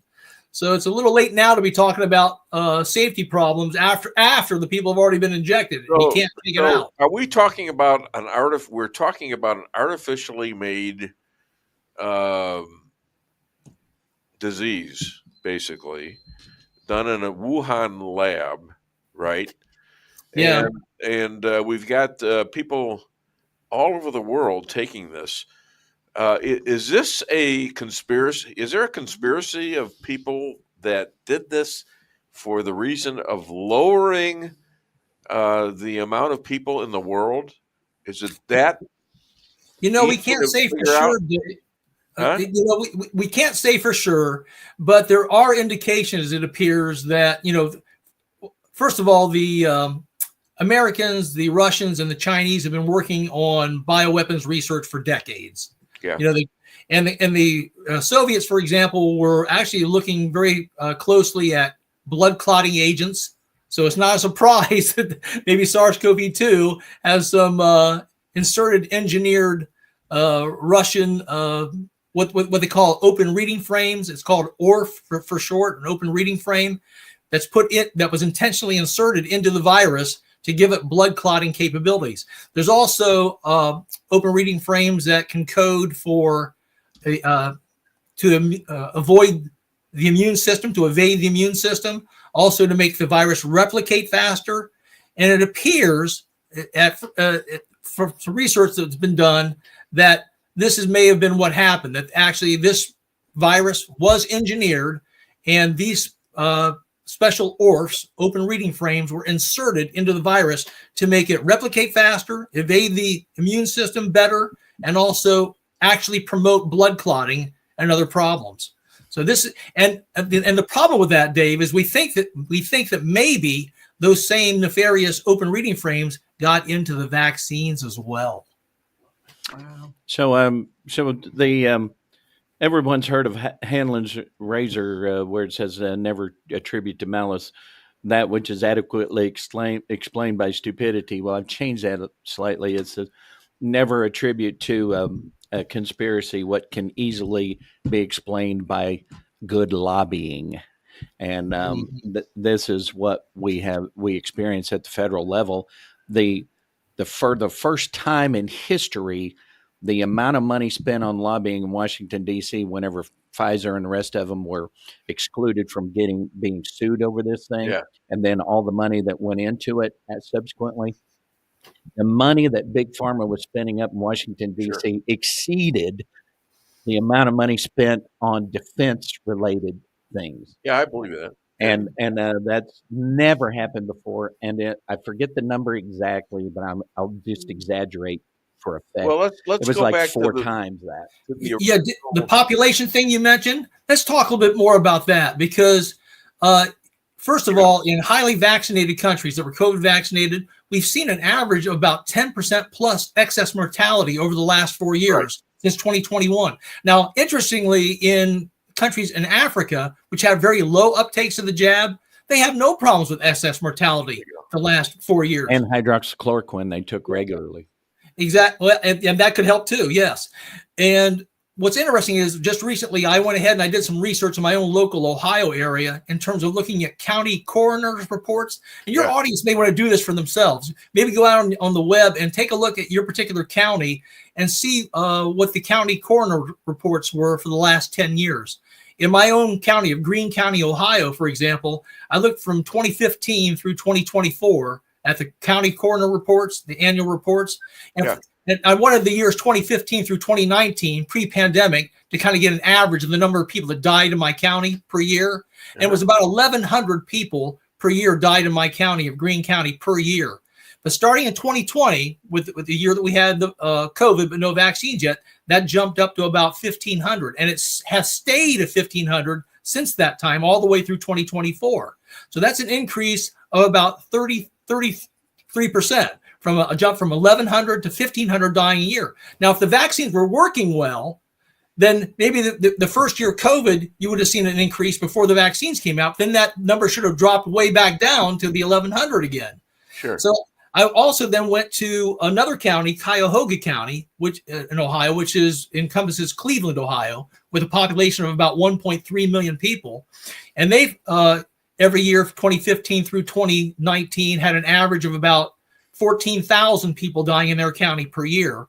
And starting in 2020, it jumped to 16,000. It was about a 15% rise. Stayed 16,000 in 2021. But then suspiciously, there's no more coroner reports for 2022, 2023, and 2024 on their website. Wow. What do you think happened there? I think that they saw the bad writing on the wall, that the vaccines are causing deaths, a tremendous rise in deaths in their county, and they've stopped reporting them. So right. I encourage your audience to go look at your own particular county websites and see what you find out from your coroner's reports, and see if you see an increase in deaths starting in 2020 and 2021 going forward. Yeah, I'm accepting that explanation that there's something wrong.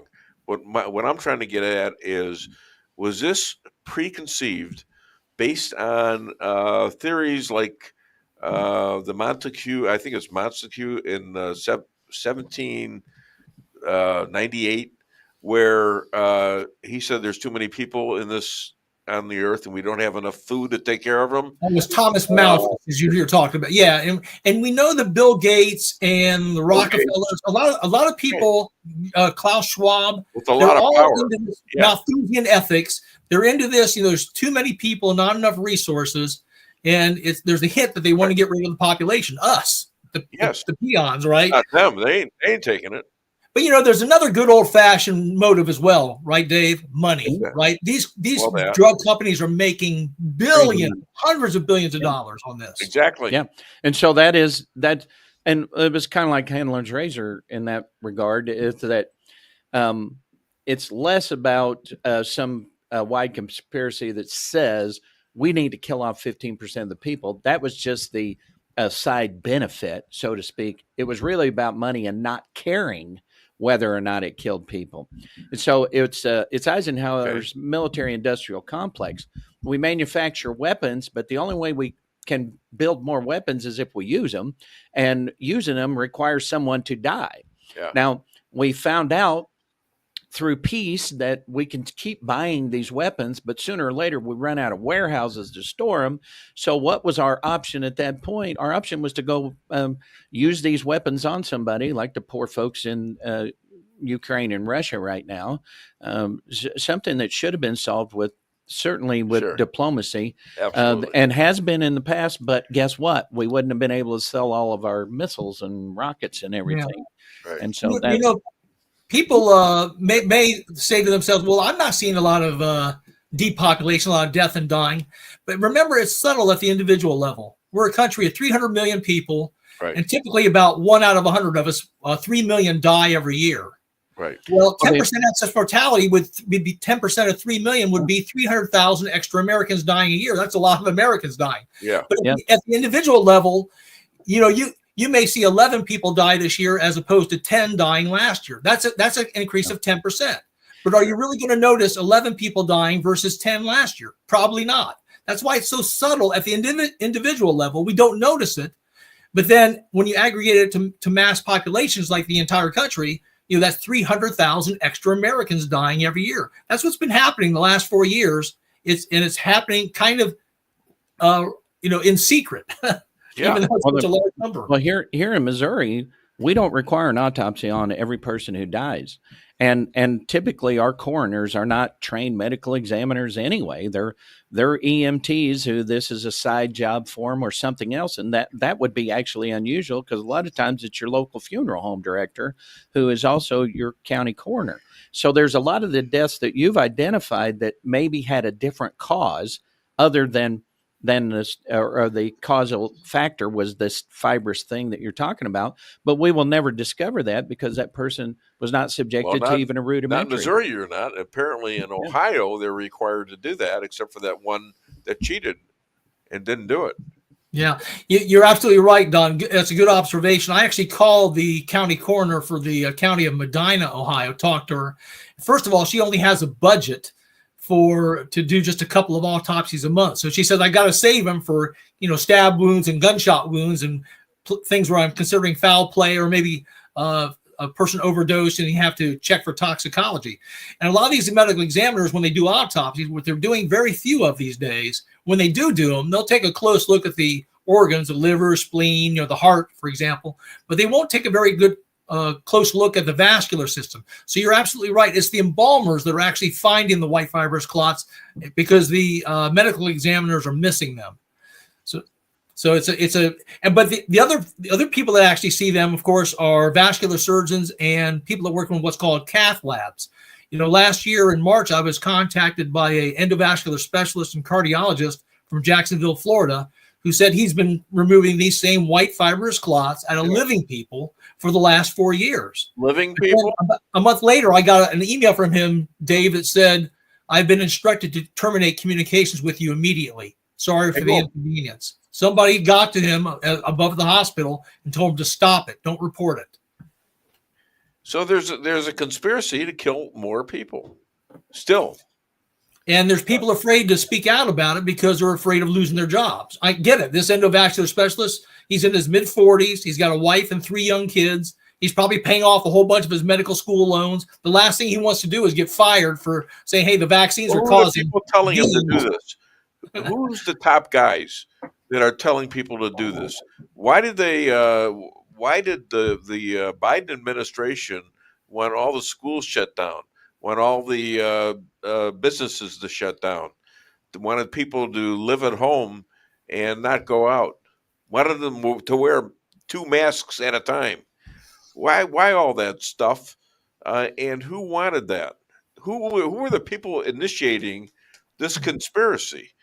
Well, initially in 2020, it probably was done so they could do mail-in voting and they could win their election, because that's one of the few ways they knew they could win was to get mail-in voting. After that, I think it was just a thing about compliance. They wanted to see how compliant we would be as a society, how much we would obey the orders from our superiors, our elites. That's where I tell people, do not comply. I say, you're an American citizen, stand up for your rights, stand up for your medical freedom. Tell them next time, I'm not going to stick this on my arm. Is there something in the Constitution that says the government can tell you, can take over your life and tell you to stay home, wear masks? No. Anything? They're supposed to protect our rights. They're not supposed to they're not supposed to tell us what our rights are. Our rights are already God-given, Dave. You know that. Sure. And they're put in office to protect those rights. That's the sole thing that they're supposed to do in office, is protect the rights of the American citizens. Of course, then you have special people who are out there in the entertainment world, some who say, how dare you not take the shot? Because you're putting everyone else in danger. And what about that mask you're supposed to be wearing and that stuff? That's an interesting argument that you're taking a vaccination so you can't get the disease, but I'm putting you in danger if I don't take it. Yeah. Yeah, it doesn't make any sense. The logic doesn't flow, does it, Don? That's what they're doing. But you know what? The good news is, gentlemen, is that the people, they're embarrassed now. Almost everybody stopped taking the shots. I think the shot uptake now of the COVID vaccine is down around 10 to 15%. So 85% to 90% of Americans get it. They've either never taken the jabs or they stopped taking the jabs. They realized that they didn't stop you from catching COVID or transmitting it. They're also realizing now about these nasty side effects. Like I said, this is just one of them. We've got miscarriages, turbo cancers, nerve damage, myocarditis, all kinds of havoc from these things. And speaking of the blood clots, I've got kind of a serious issue here now. I've been in touch with a scientific team around the world. Richard Hirschman, the embalmer from the Died Suddenly film, is supplying these white fibrous clots to laboratories all over the world, and they're checking the white fibrous clots to see how they're made, why they're forming, and also what materials they're made of. And we've definitely confirmed that they're made of amyloid protein, AMYLOID, which is just a fancy term for a misshaped or misfolded protein. But that's serious because that misfolded protein becomes difficult for our natural enzyme plasmin to break down in the body. That's why these clots are real tough and rubbery, and they persist instead of being broken down by our natural enzyme plasmin, which breaks down normal grape jelly clots. But we've discovered something even more shocking recently. There appears to be the presence of what's called prions in these. That's a particular subset of amyloid material. Again, a misfolded protein that can be infectious, contagious. It's associated with neurological diseases like Alzheimer's, mad cow disease, dementia. So we're worried that if these white fibrous clots are indeed contagious, think about it. All these embalmers have been handling these clots. Yeah. The blood that's drained off the corpse is going down the drain. These people that have taken the vaccines have donated blood that are in our national blood supply, American Red Cross. Vascular surgeons in their cath labs and operating rooms have been working on people that may have this prionic material in them. We could be looking at a disaster. Now, we're not positive about it, but there's a test that's been done by a scientist. It's called an RT-QuIC test, and it shows the presence of prion material. And in this case, we've had 3 of the sample of the clots tested, and all 3 of them have confirmed presence of prion. Wow. So that's a chronic wasting disease in our deer here in Missouri. And it survives after the death of the deer in the soil, and that's how it's transmitted. Is that deer they pick it up from grass and what have you, and then it's nose to nose touching between deer, and it spreads on through the population. But it is a prion, also. And that's why you can't have a stack of corn things and feed it just to the same deer because they get sick from it, right? I don't know about the association of corn with prions, but But Dave kind of makes a good example there. You think about a barrel of apples, and it just takes one bad apple to spoil the bunch. That's what these prions do. They actually infect good proteins around them and then spread and turn them into misfolded proteins. JP is dying to get in this. Well, no. Yeah, so JP. Just a couple of quick points. We even had in our local county, which is Phelps right here in Middle Missouri, our former coroner who just retired came out, I think about a year ago, and said his last couple years as a coroner, which was right when the heat of the vaccines was going, he was not allowed to write on a report that there was a death related to the vaccine. It had to be labeled as something else. And that's something that has come out since then. And I want to go back to the Bill Gates thing because there's more here. Why is Bill Gates talking about healthcare matters? He is a computer guy. He's IT. Yet he's doing all this talk about where we're looking into medical stuff. And he actually said, it's on a recording, maybe they've taken it down since then, but he actually said the words, we're worried about population, and mentioned population control, and then said, our hope is that through vaccinations, we can decrease the world population. He said the word decrease, not increase, because of that concern with population. Well, Bill Gates, how did he make the majority of his fortune? Yes, he made some software through Microsoft, and he made probably millions or billions on it. How he made the most of his money was he created a computer virus, then created the anti-virus software that you had to purchase, and then let the virus out, and then told people, I have the solution, but you got to pay for it. Does that sound familiar? Interesting. Yeah. You got to pay for it. Good point. Yeah. Good I'm point, really G. concerned about my fellow man. Yeah. Right? All right. I have And a question. not only Bill Gates, Larry Ellison, remember when Trump first got reelected, he came out, he's the CEO of Oracle, talked about, and what's he have to do with vaccines? But he's starting to talk about mRNA vaccines to cure cancer, remember, in the next 5 to 10 years. So like you say, we've got these tech giants, people that have no medical background whatsoever, talking about medical issues like this. It's bizarre, isn't it? It's really weird. Terribly bizarre. When I found out about is there any sign that there's a cure for this? Is there any sign that if you took a shot 5 years ago, that you're safe at some point?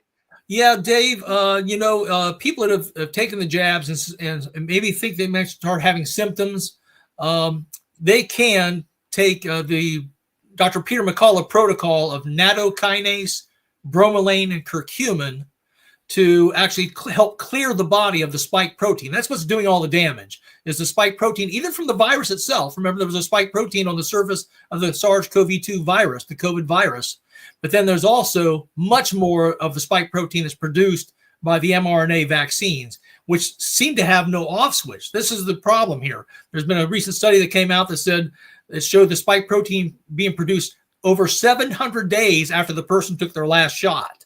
Now, that mRNA was supposed to leave your body in 2 days to a week, but we think it's set up shop maybe permanently in people. So they may have to go on, like I said, nattokinase bromelain curcumin to help stop the production of the spike protein, clear the body of, detox the body basically of the spike protein, and then keep it from doing all the damage that's doing. Now, once these clots have formed, we've found nothing yet that can break them down. That's why these doctors have to go in, vascular surgeons, cath lab workers, with flexible catheters that either scrape the clot out, they suck it out, or they lasso it and pull it out. Because the traditional clot-busting drugs like tissue plasminogen activator, called TPA, works terrifically against the grape jelly clots, doesn't work at all against these white fibrous clots. You got Andrea Schrum. The schools were shut down by the Department of Education. They are still promoting them on TV commercials. I go to the local CVS; they're still giving people shots. Yeah. Christopher Razzini, COVID and community standards was a test run for population control martial law. Remember, President Obama signed into law that the president can evoke martial law without congressional approval. Yeah, and what he's alluding to there is we're still under what's called the PrEP Act. And actually, Joe Biden, one of the very last things he did before he left office was to extend that PrEP Act and the emergency use authorization for these vaccines until 2029, after Trump leaves office. So he's trying to handcuff Trump and Bobby Kennedy in terms of trying to reverse that and get these things, take down the PrEP Act and get these things off the shelves. Interesting. I don't think he knows he signed it. They're going to get rid of all his parts. He probably signed an auto pen. AI auto pen. Yeah, it did it by itself. All righty. I hate to leave good company, but I've got to get to another meeting. It was great meeting you. What will we do without you? You've been the jokes will definitely go down in quality now that I'm leaving. So apologize for that in advance to all those. Well, you're the joke, and obviously we're not going to go down in quality. Well, it's I'm taking the thinking men with me and women. I do, at least that way. Yeah, we're gaining. We're actually gaining people since he came on. I don't know. That's you. Don, I will ask you to please stand up for the medical freedom. I know you will. You'll stand up for the medical freedom of all your citizens that you represent. Well, we're in a battle. There's more to do with this. I mean, first of all, you mentioned the blood draining into common areas and the fact that this deer will die and pass it on to other deer, and that needs to be addressed, doesn't it? Yeah. Well, and so there's a lot of research to be done, and the only way we're going to get to that is those folks like you sounding the alarm on the things that are the side effects from this. And let's face it, folks, we've got a short window of opportunity before this thing flips back over on us. And so we have to take advantage of the regulatory state that we've got now. ASAP. Yeah. Well, thank you very much. All right. Thank you, Don. Thank you, Don. Mayhew. Thank you for the egg. You're not yelling about it now? All right, they're all gone. They left. All right, shortly I think we're going to have Jeff Zink on, who I know. Have you been in contact with him at all? I have. After our last time we spoke, you introduced me to Jeff. On the last time I appeared on your show, Jeff was on too, and we chit-chatted about his potential being put in a position in RFK Jr.'s administration. I'd like to find out if that happened or not. If it did, I don't think it's happened as of Monday when I got him on the show. Or Tuesday, Monday or Tuesday, I forget. But I think he's still in. What? Yeah, when I texted Jeff either Tuesday or Wednesday and said, any update on your job, he said, not yet. But as far as I know, I think he still believes it's going to happen. It just has not come to fruition yet. So. Yeah. Now, I have been sending emails to RFK Jr. and Jay Bhattacharya and all the people that are in our movement, So no response yet, but I know he's awfully busy right now. It's his first month and a half in office. Yeah. And Jay just got in the chair, I think, this last week. He, Bhattacharya and Dr. Marty McCary just got confirmed about a week ago to their position. I'm going to give him the what do you call these? Popsicle. Sucker. It's a sucker. It's a dum-dum. It's a Dave, are you calling me a dum-dum? No, that was Lisa. She said that. How did she know about funny? She Reading doesn't the know label. about funny. All right. So so there's no I'd like to focus on the cure and the future, on what we're going to do, and what happens when you have a kid, a teenager who took the shot because he wanted to go to a country or something like that, like to Israel, or take a trip on a cruise, who has been forced to take the shot. Of course, they didn't have to do it, but what happens to them when they come to trying to have babies? Dave, let me read to you. What I did this last year is I tried to do a survey with vascular surgeons across the world, in the United States, Canada, UK, Australia, New Zealand. And I sent them a survey, just like I did the 3 surveys I did for the embalmers. But that survey was more important because I could actually ask these vascular surgeons about COVID vaccines, because unlike the embalmers, they do have access to the COVID vaccination records of all their patients. But would you believe that none of them wanted to take the survey? The only one I got a response from was from the U.S. Society for Vascular Surgery.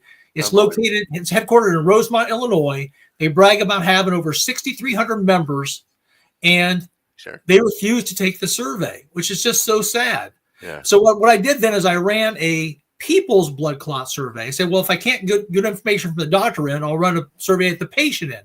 Well, Dr. John Campbell, who runs a big channel over in the UK on YouTube, and then also Clayton Morris and his wife Natalie do the show Redacted News. I was on both of their shows, and they showed a QR code to a survey that people could take who've either had blood clotting problems since January of 2020 going forward. And I got over 1,400 responses, Dave, in just 2 weeks. So the patients are happy to tell you about their blood clotting experience, but I couldn't get not a peep out of the doctors. Well, we got to change that, and I think we got a guy here who can help with that. He's a kinesiologist, Division I football player, then Division I referee in basketball, soon to be HHS something. We don't know exactly what it's going to be. Then convicted by same judge as we're seeing in the news right now, Judge Boasberg, and they are fighting back. Please welcome Jeff Zink. How you doing, buddy? Good. How you doing, Dave? Hi, Tom. How you doing? Good to see you again, Jeff. Dave and I were we were just talking about the shots and the effects on people. I was telling Dave I've been running I ran late last year, a people's blood clot survey.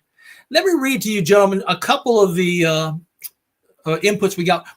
Of those 1,400 people that responded, at the end of the survey, we allowed a comments block where they could, write in about their particular situation. Well, over 1,100 of the 1,400 actually responded and wrote something in. Let me read to you this so you guys get an idea of the kind of damage that's going on around the country.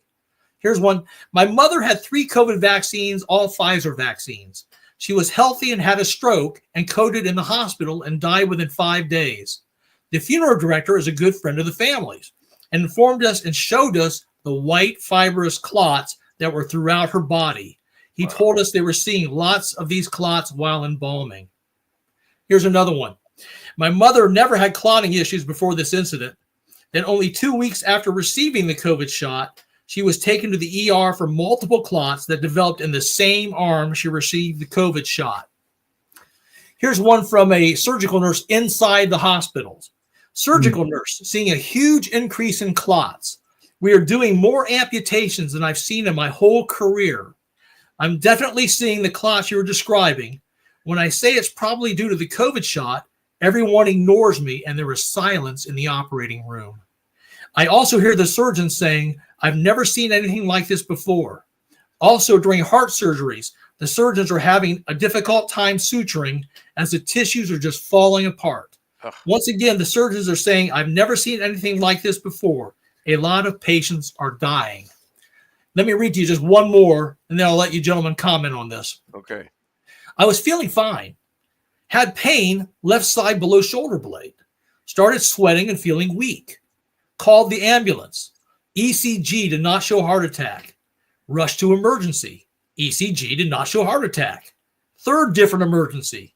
Doctor did ECG and ultrasound. They were all perplexed. A cardiologist was called. I was sent to a heart institute. Arriving there, I went into cardiac arrest. Was out 2 minutes. 3 sets of compressions and 4 defibrillator shocks were used. They went in through an artery at the wrist. They removed fibrous clot. They did not want to tell me, but a nurse whispered to me, it's the vaccine. We have so many. Follow-up appointment with a cardiologist. I asked the question directly. The doctor looked down and said, I cannot talk about it at the risk of losing my job. What do you think about that, gentlemen? Well, I'll let my friend here, Jeff, answer that. But I'd also like to know when he's going to join up with officially with Mr. Kennedy. To answer your question, Tom, that's something that once in HHS, we are going to investigate. We're going to take a look at directly the correlation as to the timing from the vaccine to when these clots started. What was the history prior to the patient? All of those things are going to be brought into play, and we're going to take a close look at it. To Dave's question and everything, yesterday had a wonderful conversation with Peter Tickton, who is getting in contact with Sergio Gore, and he now has my name, phone number, and email address. We're going to be moving forward. I don't know if you've, I was, one of the reasons why I was kind of a little bit late, I got an article that I was trying to send JP before I came on, but I just couldn't get it sent to you fast enough, which basically is stating it's by Axios, and it's regarding the deputy chief of staff that's currently there, and it's not good. It's not a good situation, and there's some issues and problems that they're now doing. But that is the position that I'm being looked at, and can be, immediately can rectify the issues and problems that we have at HHS the second that I hit the floor running, which I will be. And so, and then I'm working on. You're still on, right? You're still on. Jeff, we need you in there. We need you in there desperately because. I was so happy to see, for example, just the other day, Peter Marks, who was the director of the Center for Biologic Evaluation and Research, he resigned. Thank God. That's the gentleman. Back when I had my first survey done, I sent immediately, in fact, all 3 years I've had the surveys done, the embalmer surveys, I've sent the results to the FDA, to their Vaccine and Related Biological Products Advisory Committee, which Marks oversees or oversaw. And for the last 3 years, Jeff, I've got crickets from him. Nothing, no response to any of the 3 embalmer surveys I showed with the, shocking results saying that, we're seeing these white fibrous clots, the embalmers are, in 25% of the corpses, 1 out of every 4 corpse. So it's just, it's terrible, the fact that they have not responded, done their own surveys, contacted the, funeral associations around the world, the vascular surgeons, the cath labs, to find out what's going on. They have done nothing over the last 3 years. Right. And that's been the status quo for the previous administration.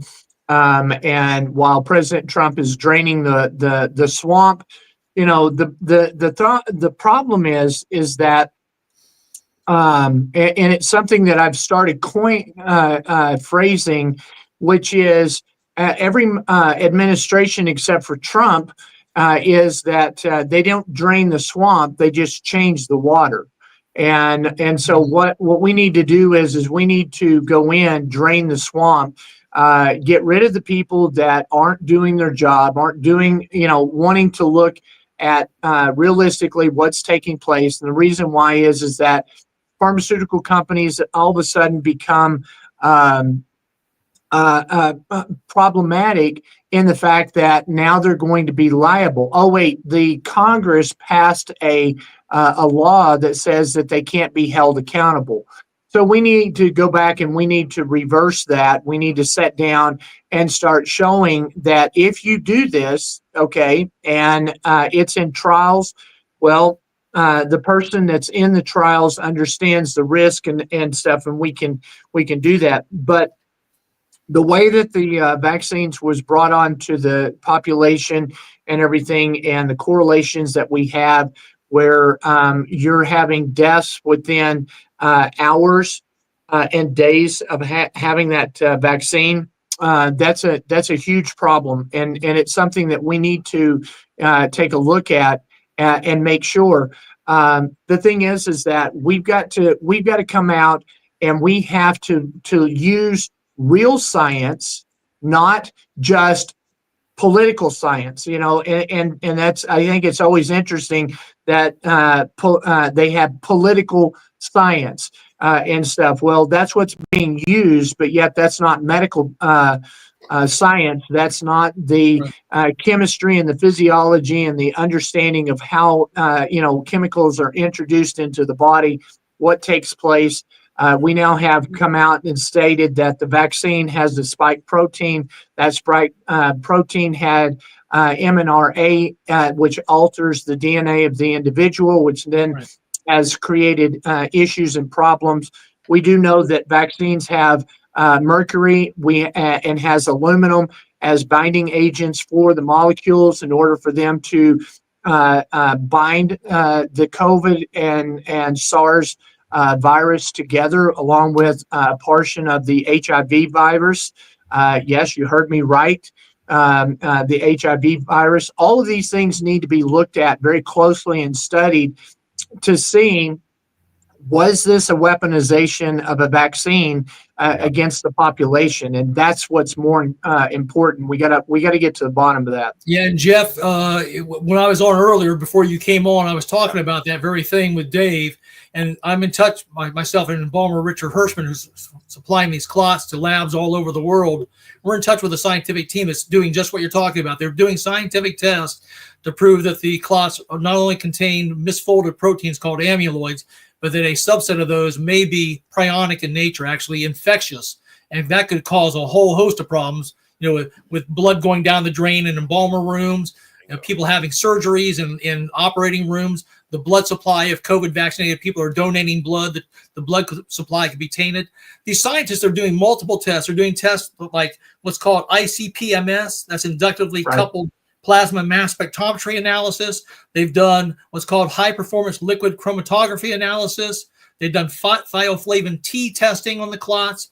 And then most recently, to detect the prion nature, they've done something called RT-Quick analysis on the clots as well. So I've got all that information that I can supply to you to get to the proper people in the government to say, hey, and so then an FDA team, a CDC team, universities around the world could replicate these same types of tests on the clots themselves.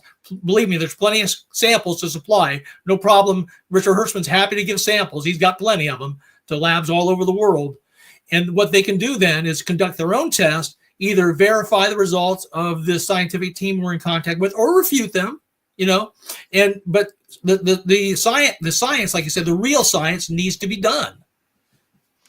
Well, I agree. You've got this is exactly what I wanted to say, because this is so important. It creates a whole new episode of what's going on here because of the drains of bodies going into the earth, and possibly deer dying and passing it on as they're eating stuff that might be infected. You're talking now a whole different category You're right, Dave. It means that people that didn't even take the shots, may be in danger. That's right. In fact, I was at a conference this last weekend, and I was talking with Dr. Pierre Corey. He's a very famous doctor. He was the one that really stood up for ivermectin in terms of ivermectin being used. And his medical partner, Dr. Scott Marsland, has been talking for some time about the process of shedding, how people that have taken the vaccine can actually shed the vaccine on unvaccinated persons. And through their exosomes in their breath, not just sweat and bodily fluids, but also in your breath, you can pass the lipid nanoparticles, the mRNA, and potentially these prions to other people that have never taken the vaccine. So we may have a very dangerous situation going on here. And that's exactly why this should have been looked at 4 years ago when these clots were first brought about. But our regulatory agencies were remiss in doing so. And in doing so, they've done humanity a big disservice. Now we're behind the 8 ball, 4 years into this, and we may have a disaster unfolding. And what happens is it unfolds slowly. For example, Alzheimer's takes years and years for the amyloid to build up to the point where it gets the person, they die of Alzheimer's and they start suffering from dementia.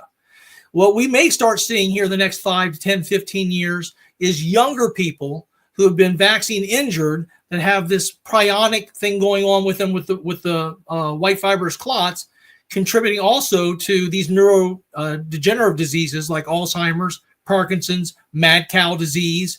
And we could start seeing much more of these phenomenon in the next 5, 10, 15 years in an accelerated format. Okay, I have a question quickly. Now you're talking about infectious drugs in not necessarily by the shot, but other things, breath, for example. What about, has there been studies of all the other vaccines that we've had ever?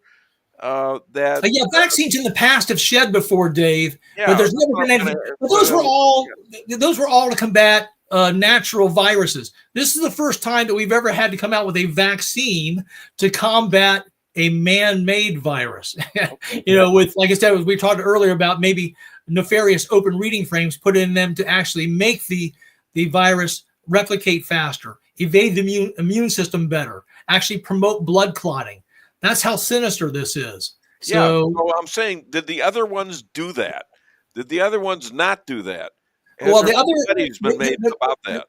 There have been other vaccines in the past that have shed on people. So this isn't, the shedding is not a new phenomenon. So how do we get rid of that? I don't think you can. Like I said, the only thing you can do is, as we talked earlier, is to reduce the spike protein in your own body by taking things like nattokinase, bromelain, curcumin, which Peter McCullough says he'll be the first one to tell you there's been no randomized control trial to prove that works. But he just tells you that in the patients he's working with, he has seen improvement using those products and helping those patients to detox themselves of the spike protein. In fact, right now, there are tests out there that people like Dr. Pierre Corey and his medical partner Scott Marsland in their practice, and also Dr. Jordan Vaughn in Birmingham, Alabama, people can take what's a test to check their spike protein levels, actually the level of antibodies responding to the spike protein. And in the test that Dr. Corey does, when somebody's taken the vaccine, they can have a spike protein level as high as 25,000, which is the topping out point of that particular test. Now, he says he also has patients that have been, they think, injured by vaccine, not vaccine injured, but just damage from COVID itself. And they're unvaccinated patients, actually. But he sees a lot lower amount of spike protein antibodies in those people. And their symptoms typically are a lot less severe than those that have taken the shots. So that's not a surprise to me because, like I said, it's harder for the infection to produce a lot of spike protein inside a person's body. It's much easier for the vaccine to produce a lot more of the spike protein and continue to do it, indefinitely. So, and by the way, the more shots you take, probably the worse the problem is too. So if you've taken a couple of shots, don't take any more. If you've taken 3, don't take 4. If you've taken 4, don't take 5, because there appears to be a cumulative effect. You're reloading the gun every time you take another booster. You're putting more mRNA in yourself, producing more spike protein that's adding on top of what you already have. On another subject, I have to thank publicly Jeff Zink, who went out of his way right after the tornadoes here that we had on Saturday morning of the Friday night tornadoes, that he went and found some FEMA and says, we got a problem here in Missouri.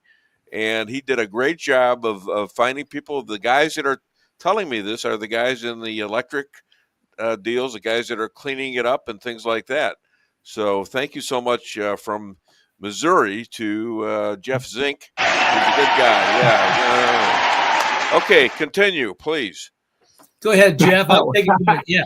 Talk, Jeff. I appreciate that. Thank you. I mean, it was just a phone call, and they immediately jumped on it, and that has to do with the new administration, Donald Trump administration, with FEMA and what he's trying to do and put things together, and trying to show the American people that we do have a government that cares. And so the thing that is very interesting is that last weekend I actually got to meet Ben Carson and Peter McCullough both, and spoke with them and had just a few minutes with them. They were speaking at an event here in Phoenix that I was very fortunate to be aware of, and so was able to go to the green room and speak with them. And one of the things that Peter talked about is the fact that he doesn't want to jump the gun, kind of like what our vaccines, they jumped the gun and said, well, let's just take it and see what happens. It's the Nancy Pelosi approach.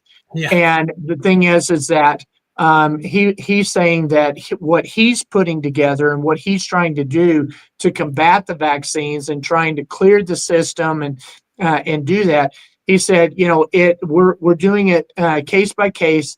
But he said all of the things that are involved have already been proven safe and effective, so that even if it doesn't turn out to be what he wanted, it doesn't harm the individual, which goes back to the oath that all of us in the healthcare system take, which is to do no harm.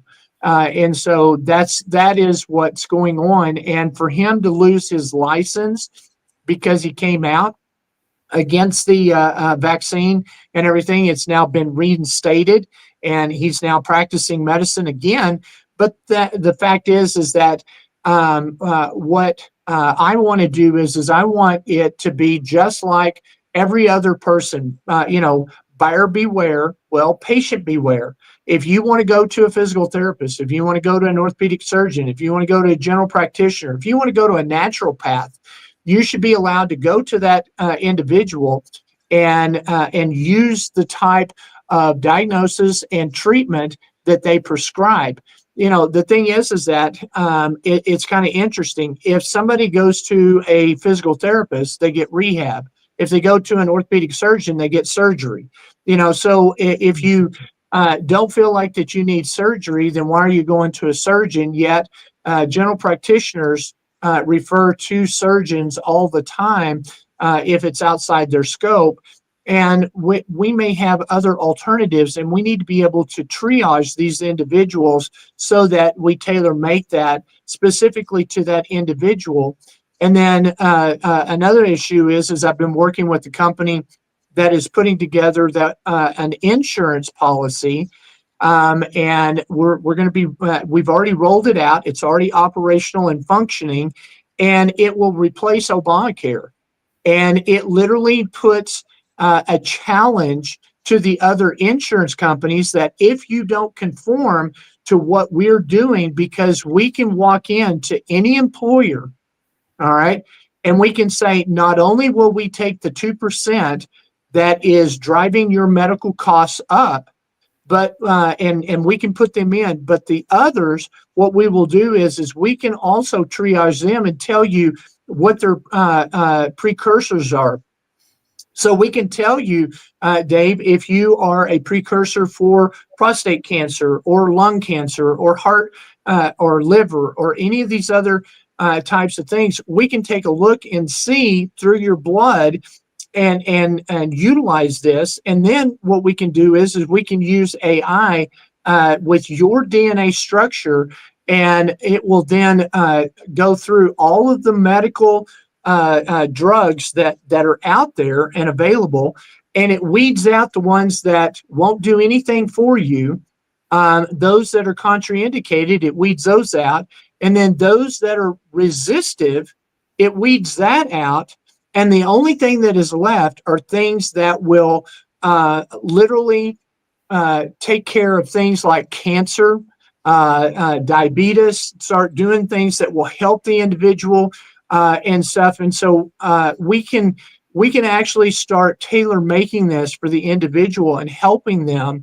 And so these are the things that when I get there, I'm going to be pushing and putting together so that we can make America healthy again, and we make sure that we treat the body, because our body is not only just the physical body, but it's the soul itself and the spirit.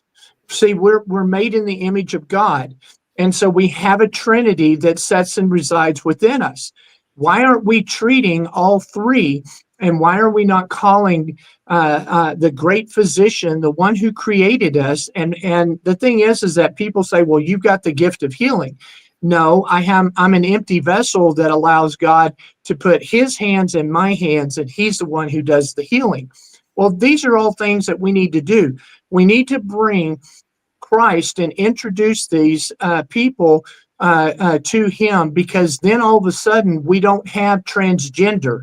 We don't have the mental illness. We don't have some of the things that are going on that are attributing to some of the issues and problems that we have. So it's just a broad stroke, but we have an opportunity right now in the history of America to do something that will alter and change how America health will be affected over the next 100 years. What a great opportunity we have in order to actually bring true science and do things.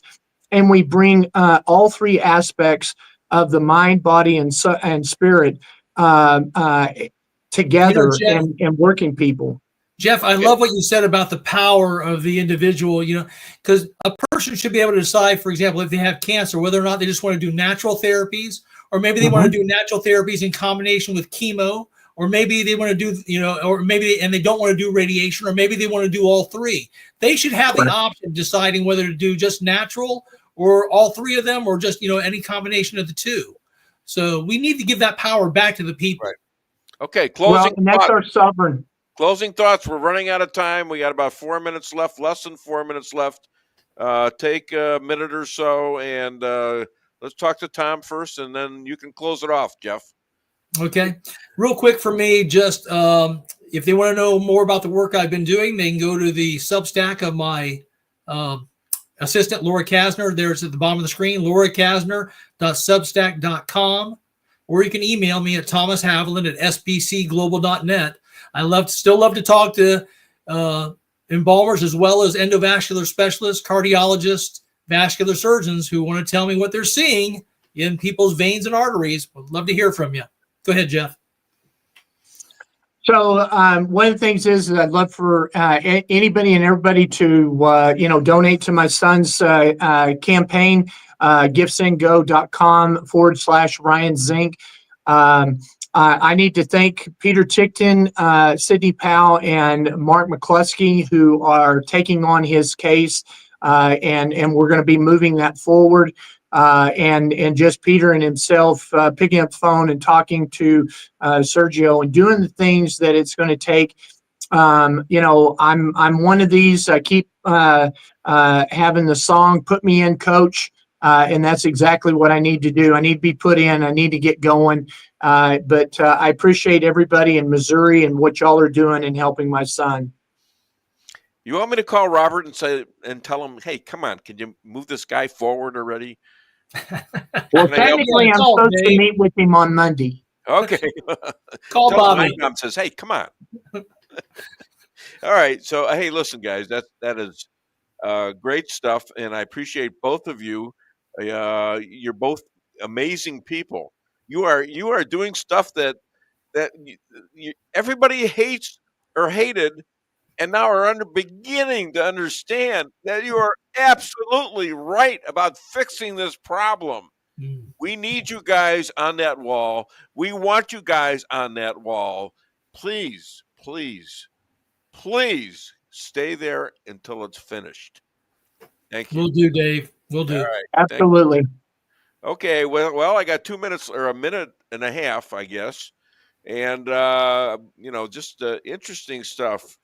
I don't know what the market's doing today. Is it up, down? I think it's way down again. But let me read to you one or two more of the. Yeah.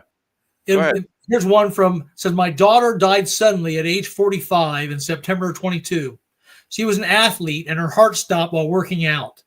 She was in an emergency room, registered nurse, and mandated to take the bioweapon and all boosters. While on life support, they found a blockage just outside her left ventricle. She suffered severe brain anoxia and was removed from life support. My son-in-law thought my insistence that this was from the bioweapon was complete lunacy. An autopsy was not offered, and she was cremated the next day. Yeah. My family has no history of heart issues. My daughter was an active, 100% healthy, clean-eating mother of 5. She was murdered. You got it. And this is mass murder is what it is, and I don't care what they're talking about pardoning. There is no pardoning of mass murder. That's not allowed from what I've heard. Let's go get him. Nuremberg 2.0. Nuremberg 2025. Amen. And let's make sure it's Trump 2028 as well as okay? Or at least JD. Trump 2028. Are we done? Oh, okay. Well, I guess we're done. Hey, guys, thanks a lot. Appreciate it. Great show. Take care. Bye-bye.